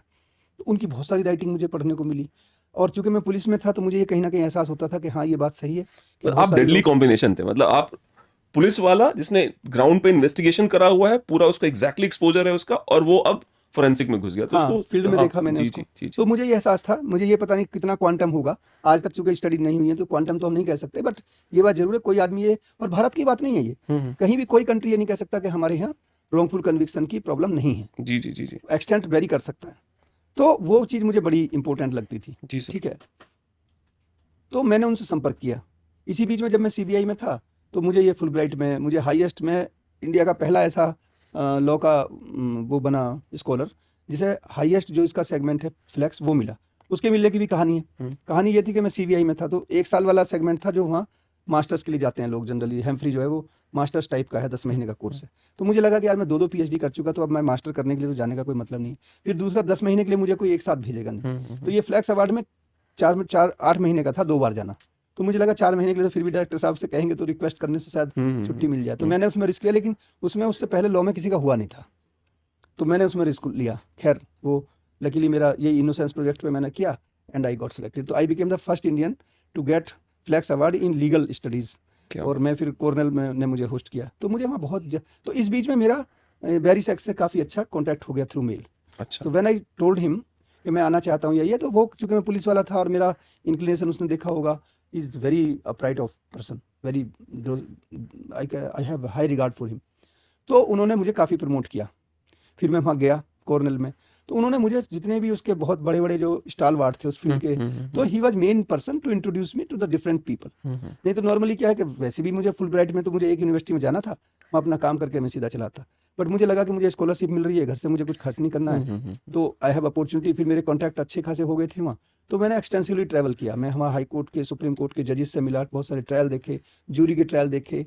मेरी आदत है कि मेरे पैर में चक्कर रहता है, तो मैं कभी बैठता था नहीं, तो सारा टाइम मैंने पढ़ाया भी वहाँ एज ए प्रोफेसर। कुछ टाइम फिर मुझे लगा कि हाँ प्रोफेसरी करने थोड़ी आए हैं, तो फिर 4-5 क्लास के बाद आई स्विच ओवर। खैर मुझे वहाँ डीन वाज माई होस्ट, तो डीन बहुत Olin, James David Olin, he was my advisor, erudite person. मैंने उससे बहुत कुछ सीखा, मतलब I have great salute to him, the research he taught me and I learned from him how to write and all. He is a very great writer. उनकी किताब है criminal law की टेक्स्ट बुक है, किसी की text book होना किसी भी ऑथर के लिए बहुत बड़ा अचीवमेंट होता है। तो आई वॉज हाईली एडमायर। तो मैंने जब उनको पहला ड्राफ्ट दिया उसका इंडेक्स का, तो पहले में उन्होंने एक्सीलेंट, तो मुझे लगा कि कुछ सीखने का तो कुछ स्कोप नहीं छोड़ा। तो मैं तो गया था वहाँ सीखने, मुझे एक्सीलेंट तो ठीक है, आई फील्ड हैप्पी कि भाई he appreciated and that to professor Olin. But मुझे लगा कि इसके बाद मेरा सीखने का तो फुल स्टॉप हो गया। Then I wrote a mail to him that I want to meet you, he gave me time next day. मैंने कहा कि आई अप्रिशिएट कि you appreciated my work, but I want to learn, please let me know more where I am. I want to upgrade. Yeah, that's true. So then he looked at it and then he discussed, and I don't have word to explain that how much I could learn writing and how to make draft better and all. So that was the good learning with him. तो मैंने वहाँ forensic की laboratories देखी और बहुत सारी conference attend की। जो बैरीसैक के यहाँ एक एनुअल उनकी बहुत कॉन्फिडेंशियल मीटिंग होती है 6 days की, जबकि उसमें अच्छा खासा फील लेते हैं। He allowed me to sit in that conference also. So I could see 360-degree entire world, the pros and cons of forensic science, जो उसके challenges हैं। I met people who have been, I had occasion to witness in Supreme Court 2 cases जिनको death penalty होनी थी। Death होके वो लोग जो 12 लोगों का मैंने इंटरव्यू किया, जो डेथ पेनल्टी जिनको हुई ऑलरेडी थे वो एक्सोनरेट हुए, तो उनके जो एक्सपीरियंस थे लॉ के बारे में, कैसे उनके साथ कैसे ट्रीटमेंट हुआ, क्या हुआ। So it was a phenomenal learning. So with that background when I came back, so we thought also कि ये जो इनोसेंस प्रोजेक्ट है, रॉन्गफुल कन्विक्शन है, इस पर हमें कुछ काम करना चाहिए। जी सर। तो अभी हम लोग उसमें वी आर ट्राइंग हार्ड कि रॉन्गफुल कन्विक्शंस जो है उनको कैसे हम इंडियन उसमें हैंडल करें। अभी जो हमारा NLUD के अंदर एक प्रोजेक्ट है 39A, they are also doing phenomenal work. Tomorrow I am going to meet them. क्या बात है। And they are good friend, in fact professor Anoop and doctor Rastogi, Shreya Rastogi, they are the pillar of that project. They are doing phenomenal work undoubtedly. So we are trying to build up that environment and consciousness, so that people should also in India start thinking and discussion on wrongful conviction. क्योंकि अब time है कि अब हम अभी भी अगर हम इन चीज़ों को मतलब साइड लाइन रखेंगे या अंडर द कारपेट रखेंगे तो when the time will come. So now I think it is a right time when forensic science, and there are challenges in forensic science. Forensic science is not a gospel truth. And I always say that science may be right, but man behind may do wrong. That's true. So the procedure should also be properly accredited. There are lot of other challenges. Like still, we need to have a defined role of forensic expert, meaning the definition of forensic expert should also be incorporated in our law. So there are some issues still to be deliberated, and I think it's time to have open discussion on forensic science. And as I said, that government has done its job. Now it is the job of the academician, it's the job of the forensic expert, it's the job of the police, job of judiciary. Now how to implement and how to refine these technologies. दूसरी एक और चीज़ है कि law वालों को forensic science में उतनी expertise नहीं, हालांकि मानता कोई नहीं है, और लॉ वालों को और इंटरेस्ट भी कम लेते हैं. नहीं, इसलिए क्योंकि जिस चीज़ में मुझे पता नहीं है कभी इंटरेस्ट नहीं लूंगा मैं, कोई भी हो चाहे. बट जो रियलिटी है रियलिटी है. अब आज की डेट में कोई भी लॉयर ये कहे, अब जो नए आएंगे with this law, the new law, वो कहे कि फोरेंसिक साइंस बिना पढ़े मैं बहुत अच्छी लॉयरिंग कर लूंगा, ठीक आप कर लीजिए, but there will be deficiency. Likewise जो हमारा फोरेंसिक एक्सपर्ट है, अगर उसको लॉ की जार्गन्स ही नहीं आएंगे, लॉ की लैंग्वेज ही नहीं आएगी, तो जैसे वहाँ जो खड़ा होता है, एक तरफ तो लॉयर होता है, जज होते हैं, उनकी तो लॉ की जानकारी है उनको, और एक हमारा फोरेंसिक साइंटिस्ट है, उसको लॉ नहीं आता, उसको साइंस नहीं आती. तो वो दोनों एक रसिया में बात करता है और एक भोजपुरी में, कैसे उनका कॉम्बिनेशन होगा? तो जब तक हम इंटरचेंजेबिलिटी नहीं लाएंगे, फोरेंसिक साइंटिस्ट को थोड़ा लॉ पढ़ाइए और लॉ वाले को तो फोरेंसिक साइंस पढ़नी होगी, लेबोरेटरी मत जानिए. इसीलिए आपका ये है, अब मैं रिलेट कर पा रहा हूँ, इसीलिए आपने ये काम शुरू करा है. Yes, that is this fusion is very important. अरे वाह. And this institute is the first in the world to integrate this thing. I can vouch with my own experience. I have visited so many of institutions, so many of laboratories, and why Peter Stout was so much giving me importance. वो मुझे forensic science पढ़ाता था, मैं उसे forensic science में law पढ़ाता था. क्या बात है. So we were very पूरक थे एक दूसरे के. हाँ. So it was very enjoying time. मुझे भी इतना अच्छा लगा, मुझे लगा अच्छा आपने इतना समझाया डिटेल में, अच्छा इसीलिए आपने ये शुरू करा है, इसीलिए आपने यूनिवर्सिटी शुरू करी है. Institute we are integrating forensic science and legal studies together, and we are developing 3 hubs, 3 vertical I generally say. One is the crime scene management, second is the scientific analysis of the laboratory or the samples, and third is how to translate expert opinion into credible evidence. जो हमारा expert है वो तो opinion दे रहा है, evidence नहीं है वो, उसको कन्वर्ट आप कैसे करेंगे? ये चीज तो कोई कराता ही नहीं है. रिपोर्ट दे दी उसने और हम मान लेते हैं ये एविडेंस है. आपने गाड़ी में मुझे बोला था ना सर कि मैं जो जिन बच्चों को मैं तैयार कर रहा हूँ वो पूरी दुनिया में उनकी डिमांड होगी. मैं बोला कि ऐसा क्या करेंगे सर? अब मुझे लग रहा है कि हाँ यार, नहीं, हमारा तो देखिए, मेरा जो इंस्टीट्यूट की फिलॉसफी है, हम कोई प्लेसमेंट सेल नहीं लाएंगे, हमारे यहाँ कोई इंटरव्यू करने नहीं आएगा. हम जिसको जो प्रोडक्ट हमसे मांगेगा हम देंगे उसको, हमारे प्रोडक्ट की डिमांड होगी. जी. हम प्रोडक्ट बनाएंगे ऐसा. बिल्कुल है. तो हमारे तो लोगों की डिमांड आज भी, हमारे जो बच्चे हैं 26 बच्चे हमारे साइबर के हैं, all got placement without any placement cell. क्या बात है.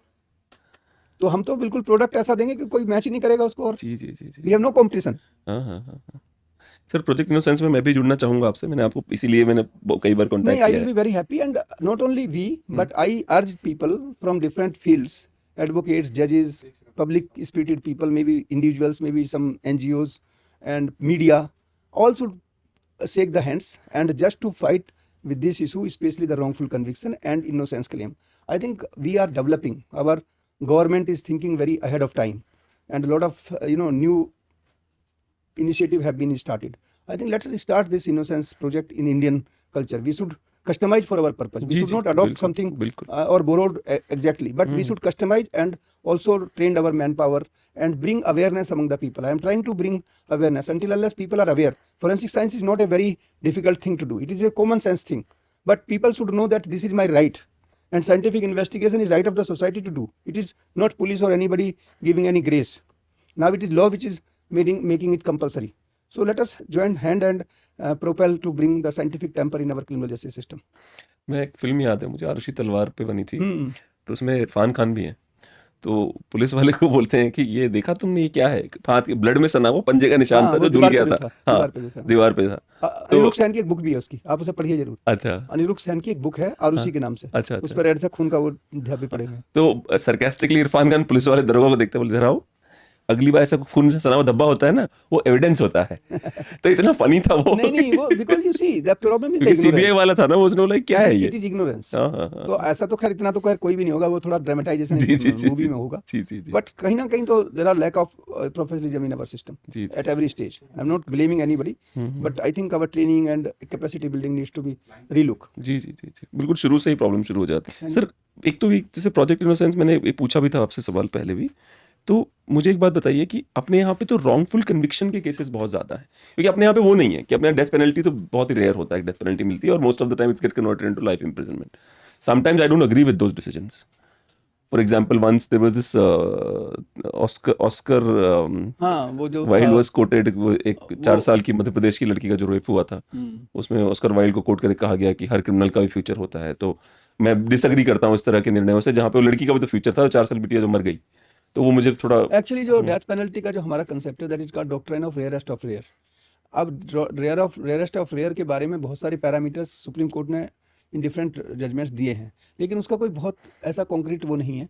अब हर जज का अपना अलग सोशल वो है सेक्टर, किस तरीके से कोई सोचता है, तो जजमेंट कभी भी जो है ना बहुत रिजिड फॉर्मेट में नहीं हो सकता उसी चीज को आप कोई स्टैंडर्ड नहीं है कि 1 2 3 स्टेप और मान लेंगे। हाँ, क्योंकि ये तो डिस्क्रिशन है ना जज का, और डिस्क्रिशन हमेशा वेरी करेगा।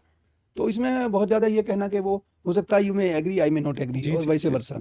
तो ये चीज़ें तो हमेशा थोड़ा सा तो उसमें स्पेस रहेगा डिस्कशन के लिए कह दो या क्रिटिसिज्म के लिए। Criticism is also part of life. True.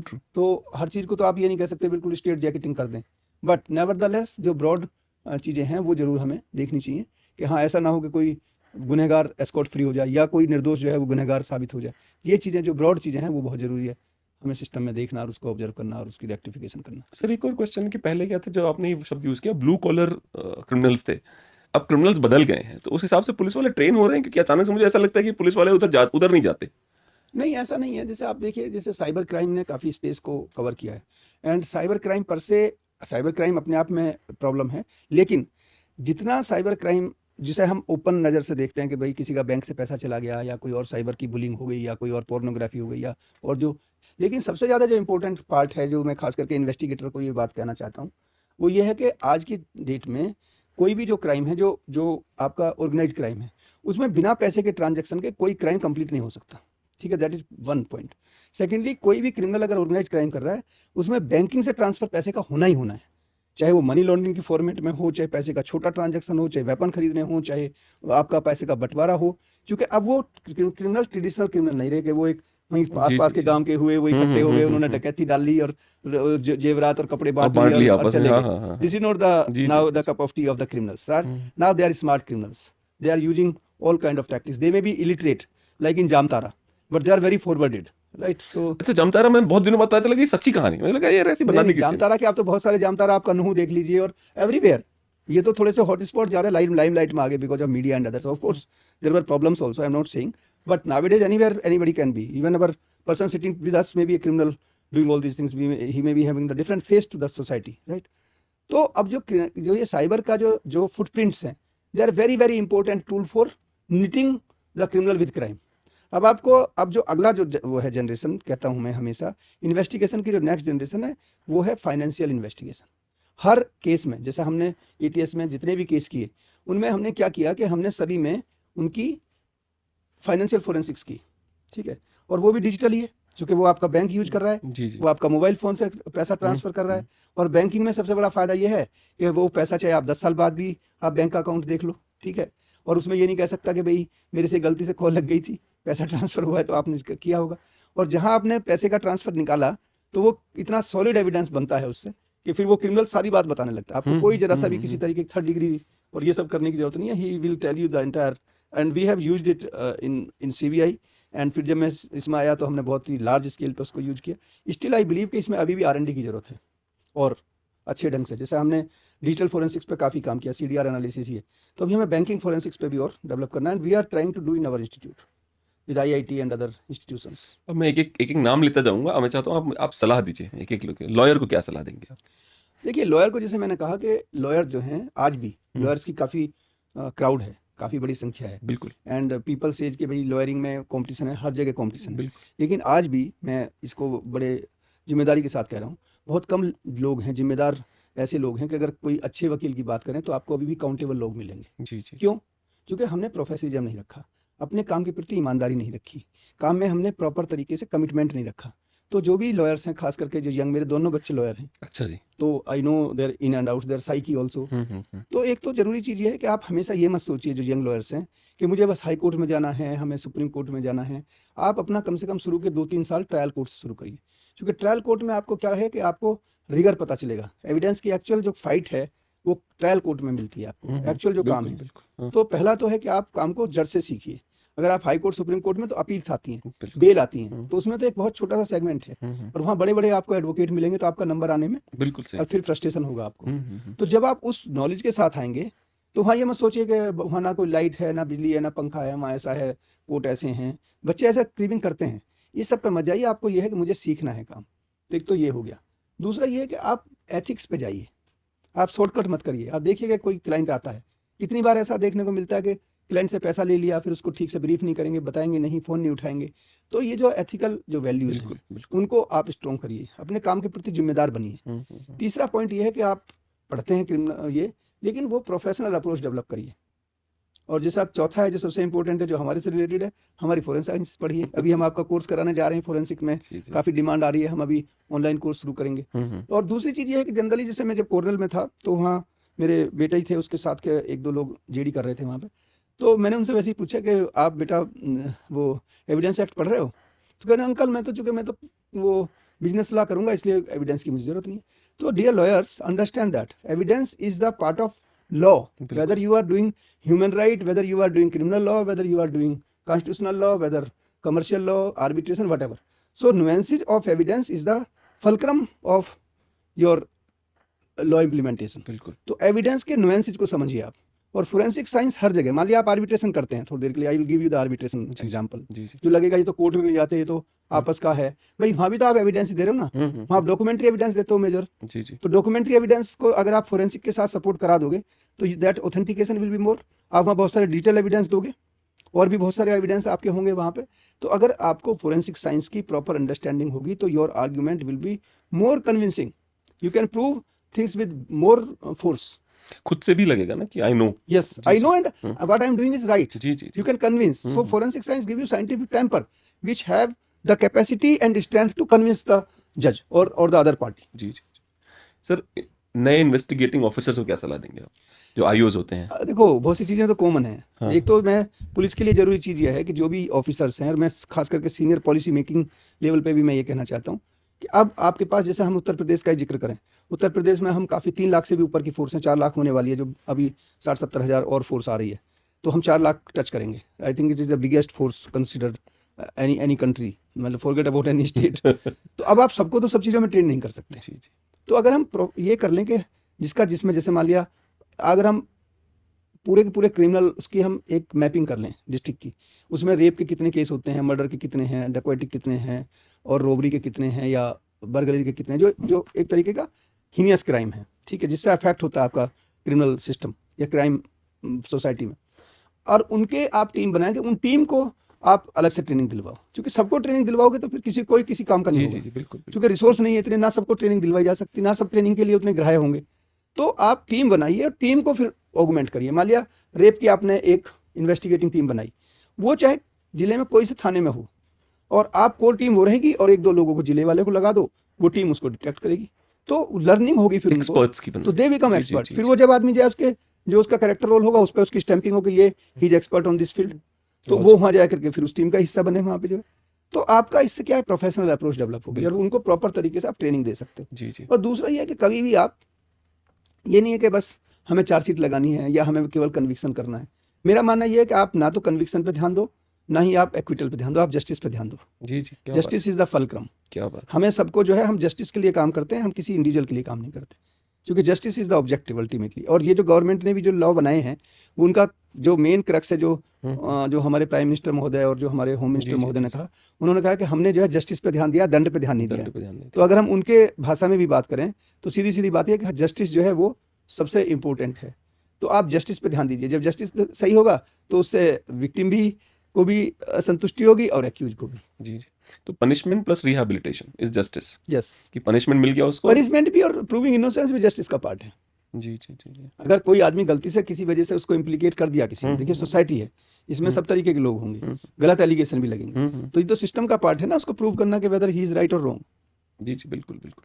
Sir एक तो मुझे आई डोंट नो आप कैसे जवाब देंगे, वो जो साइको एनालिसिस वाला मैंने रास्ते में बात की थी आपसे, कि जो साइको एनालिसिस का एक डिपार्टमेंट धीरे धीरे बनता जा रहा है, उस पे आपका क्या कहना है? लाइक देखिए फॉर एग्जांपल मोनिंदर सिंह पंधेर और जो सुरेंद्र कोहली था, उनका साइको एनालिसिस किया गया और उसके आधार पे भी उनको वो दिया गया, सजाएं दी गई थी। नहीं, ऐसा नहीं है। देखिए आप इस बात को समझिए कि जो साइको एनालिसिस है, इसको बोलते हैं DDT, अच्छा डिसेप्शन डिटेक्शन टेक्निक। अच्छा। कि कोई आदमी डिसेप्टिव है, झूठ बोल रहा है, उसको पकड़ना। एक तो सबसे पहले मैं ये कहना चाहता हूँ, आम धारणा ये है कि जैसे लाई डिटेक्टर, उनको लगता है कि कोई मशीन पे किसी आदमी को लगाया, उसके कुछ इलेक्ट्रोड और कुछ वो लगाए और वो सही सही बोलना शुरू कर देता है, जो सच है। ऐसा कुछ नहीं होता है, फिल्में देख देख के ऐसा यही नहीं लगता है। तो इसलिए इसको समझिए ये है क्या तकनीक, चाहे वो नार्को एनालिसिस हो, चाहे आपका लाई डिटेक्टर या पॉलीग्राफ जो बोलते हैं वो हो, या ब्रेन मैपिंग हो। इनमें क्या है कि कुछ आपके पैरामीटर होते हैं, ठीक है। जैसे मान लिया पॉलीग्राफ के अंदर आप देखते हो कि उसको कोई सवाल पूछा, तो अगर वो झूठ बोलना चाहेगा या उसको देखते उसको पसीना आने लगेगा, उसकी आंखों का पुतलियों का वो होना, आपकी हार्ट बीट होना, तो ऐसे पैरामीटर को वो रिकॉर्ड करता है, जिसके आधार पर हम कुछ इन्फ्रेंस ड्रॉ करते हैं। अब ये चीज़ें क्यों नहीं ग्राह्य हैं या एविडेंस के तौर पे क्यों नहीं इनको मानते? इसलिए नहीं मानते, मैं जैसे इसी उदाहरण को ले ले। अब एक आदमी तो ऐसा है जो कई बार जेल जा चुका, हार्डन क्रिमिनल है, अब वो उसका ना हार्ट बीट बढ़ेगी कुछ पूछने पे, जी जी ना उसको कोई पसीना आएगा, ना किसी तरीके का और कोई बहुत ज्यादा जो हम पैरामीटर गेज कर रहे हैं उन पर ज्यादा फर्क पड़ेगा। एक आदमी ऐसा है जो पुलिस को देखते के साथ ही बिल्कुल एकदम पीला हो जाएगा। तो अब इसको कैसे ये मान लें? तो इसलिए ये जो जितनी भी टेक्निक है, ये अभी साइंटिफिकली उस लेवल पे नहीं पहुंची है कि जिसको हम एविडेंस के रूप में मान लें। तो क्या हम इनको हटा दें या इनका क्या कोई रोल नहीं है? ऐसी भी बात नहीं है। ये जो हमारे केस, जो हमारे अनडिटेक्टेड केस हैं, जो हमारे डार्क केस हैं, ठीक है, जो कोल्ड केस भी बोल देते हैं, जिनमें हमें कोई क्लू नहीं है, उनमें अगर मान लिया हमें 50 लोगों पे शक है और आपने उनका लाई डिटेक्टर किया और आप उनमें से 10 पे आपको शक हुआ, तो उन 10 को आप ठीक ढंग से और ग्रिल करें, बिल्कुल और उनसे कुछ आप और डिटेल निकाल लें। तो ये एक तरीके से जैसे अंधेरा है कहीं, वहाँ एक जलती हुई रोशनी की एक लो है कि उसमें कुछ थोड़ा सा दिखाई दे जाए आपको। अब दिखाई दे जाए तो बहुत अच्छी बात है, नहीं दिखाई देता तो अब आप मतलब you can not do much. तो ये उस तरीके से आप उसको, तो ये एडिशनल हेल्पिंग टूल हैं, एविडेंस नहीं है ये इस बात को। लेकिन आने वाले समय में जिस तरीके से डेवलपमेंट हो रहे हैं, उनमें इनमें और सुधार होगा, तो जो ये प्रिसीजन है ये थोड़ा बेटर होगा। लेकिन अब ये कब तक जाएगा, एविडेंस की श्रेणी में आएगी, ये मैं या कोई भी नहीं कह सकता, क्योंकि ये बहुत बड़ा चैलेंज रहेगा। जी जी। और साइकोलॉजी का बहुत बड़ा रोल है। हालांकि साइकोलॉजी में कई बार जो एक तो फोरेंसिक का एक और भी बहुत बड़ा, फोरेंसिक में क्लेम्स बहुत टावर करते हैं लोग। जैसे एक मैं बड़ा उदाहरण बताता हूँ, अभी फोरेंसिक में हमें बहुत सारी चीज़ों को डेलिब्रेट करने की जरूरत है। इस पर ये ऐसा सब्जेक्ट है जिसमें डिस्कशन बहुत कम हुए। वो ये मान लिया गया फोरेंसिक साइंस तो लेबोरेटरी का काम है, ऐसा नहीं है मेरे दोस्तों। लेबोरेटरी में आजकल तो मशीन कर रही है। अब ये डिस्कशन हमें आपको बैठ के करना है कि उसमें कहाँ कहाँ चैलेंज है, दुनिया में कितनी चीज़ों पे डिस्कशन हो चुके हैं, उनको हम बात तो करें उन पे। वो समस्याएं हमारे यहाँ भी वैसी हैं, बिल्कुल बिल्कुल। ऐसा नहीं है कि हम कोई अछूते हैं उनसे। तो अगर कोई किसी तरीके के फोरेंसिक फ्रॉड यूएस में हो सकते हैं, तो यहाँ क्यों नहीं हो सकते? ऐसा क्या है कि हमारे यहाँ नहीं होंगे? तो उन पर चर्चा करने की आवश्यकता है, वो समय आ गया, क्योंकि अब हमने इसको कंपलसरी कर दिया। अगर हम उस पार्ट को अभी भी कवर करके रखेंगे और उस पर साइलेंट रहेंगे, तो फिर प्रॉब्लम बढ़ेंगी, और उससे क्या होगा कि उससे फोरेंसिक साइंस का नुकसान होगा। जी जी। जैसे आज ही मैं एक वो पढ़ रहा था, एक हाई कोर्ट, उसमें किसी ने एक लेख लिखा है, किसी पत्रकार ने किसी न्यूज़पेपर में, उन्होंने कहा कि फोरेंसिक साइंस इज मिसलीडिंग, और उसे हमारे क्रिमिनोलॉजी का एक ग्रुप है उसमें बड़े धड़ल्ले से चलाया जा रहा है। फिर मैंने उस पर काउंटर किया कि भाई कोई एक पर्टिकुलर केस हो सकता है, किसी ने उसकी टेक्निक को गलत कर दिया हो, बट उससे आप पूरी की पूरी फोरेंसिक साइंस को ब्लेम करने लगे, this is a very far फैचिंग thing, it's a very wrong notion. लेकिन लोग उसी में, क्योंकि आपको ये कहे कि भाई आप फोरेंसिक साइंस पढ़िए या फोरेंसिक साइंस का इंपॉर्टेंस है, हमें वो आती नहीं, तो हम क्या करेंगे पहले गो में कि हम उसको निगेट करें, डिफेम करें, निगेट करें। अब आधी अधूरी चीज़ों पे उसको जो है मीडिया वाला या कोई भी उसको, या कोई भी आदमी डिस्कशन में उसको जो है क्या करेगा, वो पहले बाहर करेगा। कोई एक स्ट्रे केस मिल गया, उसके आधार पे आप जनरल जजमेंट देना शुरू कर दो। तो ये this is not a very fair analysis. Thank you sir. और एक सर, जो बच्चे जो IPS IAS की तैयारी कर रहे हैं, या जो बच्चे सब इंस्पेक्टर की तैयारी कर रहे हैं, या जो बच्चे हैं जो किसी भी ऐसी जहाँ पे वो एक जिम्मेदार पद पे जाएंगे, उनके लिए आपका संदेश क्या है? Because you are living legend actually. देखो, मेरा ये मानना है कि सर्विस, हर सर्विस की अपनी इम्पोर्टेंस है। Right from IAS IPS PCS PPS, sub inspector, tehsildar, teacher, आप कहीं भी रहिए, पहली बात तो आप अच्छे इंसान बनिए, you should be a good human being. और जितनी जिम्मेदारी के पद पे होंगे आप, अगर आप अच्छे इंसान होंगे तो आप दूसरे के दर्द को समझेंगे। और कभी भी आपको ये नहीं समझना है कि मैं कोई पद पा गया हूँ तो मैं कोई मास्टर बन गया, because we are public servant. तो जो सर्वेंट शब्द है उसको जरूर अपने ध्यान में रखिए कि हम सर्वेंट हैं, एंड सर्वेंट हैं किसके लिए? कॉन्स्टिट्यूशन के लिए। We are not servant to any individual. हमें ध्यान रखना है कि हम कॉन्स्टिट्यूशन से बंधे हुए लोग हैं, चाहे हम किसी भी पब्लिक सर्विस के अंदर हैं, और हम सभी चाहे हम प्राइवेट काम भी करते हैं, हमें जो सारी शक्ति मिलती है वो हमारे संविधान से मिलती है। चूँकि हम गवर्नेंस कहाँ से होती है? गवर्नेंस होती है कॉन्स्टिट्यूशन से। तो जब भी हम ये कहते हैं हम राष्ट्रवादी हैं, हम ये हैं, जो भी हम कह रहे हैं, वो कहीं ना कहीं से मैं मानता हूँ राष्ट्रवाद भी हमारा कहाँ से ड्रॉ होता है? वो संविधान से ड्रॉ होता है। ऐसा नहीं है कि संविधान से पहले हम राष्ट्रवादी नहीं थे या संविधान से पहले राष्ट्रवाद नहीं था, लेकिन जब परिस्थितियाँ जो होती हैं उनके अनुसार अगर हम कोई भी ऐसा काम करते हैं तो हमें कहाँ से उसका पावर मिलेगी? कॉन्स्टिट्यूशन से। तो हमें जो भी काम करना है वो कानून के दायरे में करना है। दूसरा, कभी भी हमें कोई पद मिलता है तो उसको ये नहीं समझना है कि हम मास्टर बन गए पब्लिक के। हम कई बार क्या करते हैं कि हम जो पावरफुल आदमी है वो तो अपना काम करा ही लेगा।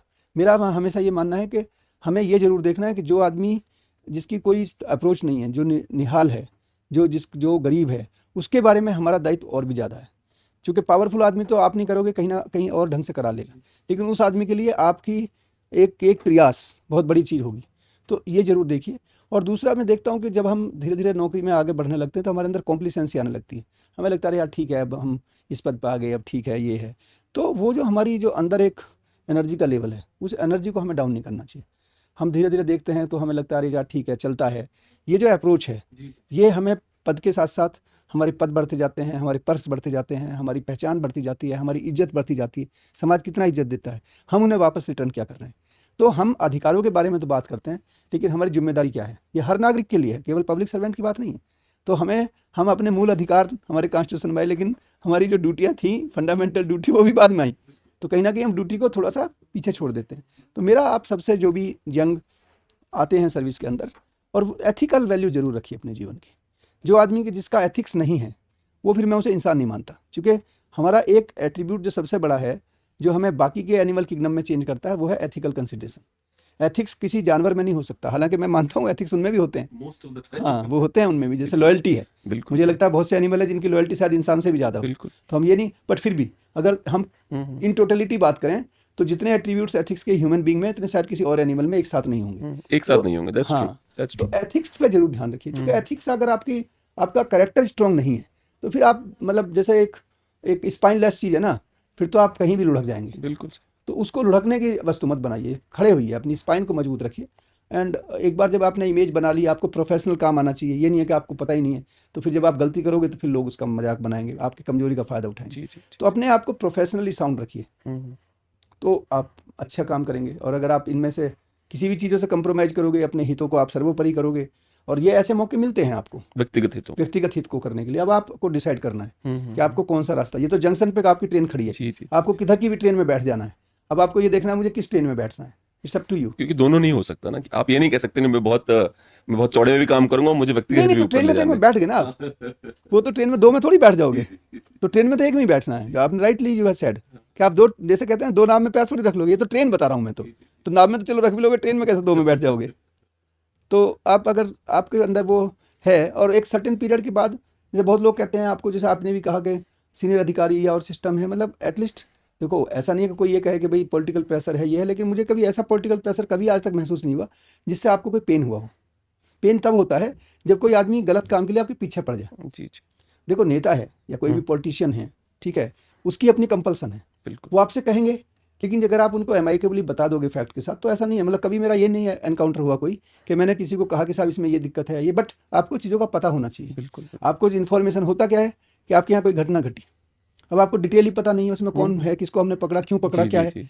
अब आपके पास किसी भी कहीं हाई प्रोफाइल फ़ोन आया, चाहे वो ऑफिसर का हो, कोई और जगह से हो, अब आपको कुछ घटना का ही पता नहीं है, तो फिर अब वो जो आपको फिर कहेंगे आपको हाँ करनी पड़ेगी। तो if you are well aware और आप बताएं कि नहीं सर इसके बारे में ये है, इसकी इतनी खबर मिल चुकी है, ऐसा है, तो फिर वो भी समझ जाते हैं कि he is well aware. Sometimes ये भी होता होगा ना कि जैसे उनको तो पता है क्या चल रहा है, नहीं, तो फिर भी फोन हाइपोथेटिकली मैं एग्जांपल दे रहा हूं। ऐसा है, मैं बताता हूं आपको। देखो, उनकी भी सिनेरियो समझिए। जी। उन्हें कौन बताता है सही बात? जो आदमी जाएगा वो उन्हें अपने पक्ष की बात बताएगा, फेवर की बताएगा। तो वो तो जो आदमी उनसे बता रहा है वो उनको आपको बता दे रहे हैं, बस इतना ही तो होता है। आपने मेरे बड़े कॉन्सेप्ट क्लियर करे हैं, और किसी का तो नहीं। ऐसा नहीं है। देखिए, पॉलिटिशियन की सिनेरियो, आजकल को मैं पॉलिटिशियन हो जाऊं, मेरे पास जनता आएगी क्योंकि मुझे वोट चाहिए, मान लो, तो पॉलिटिशियन हैज दैट इशू।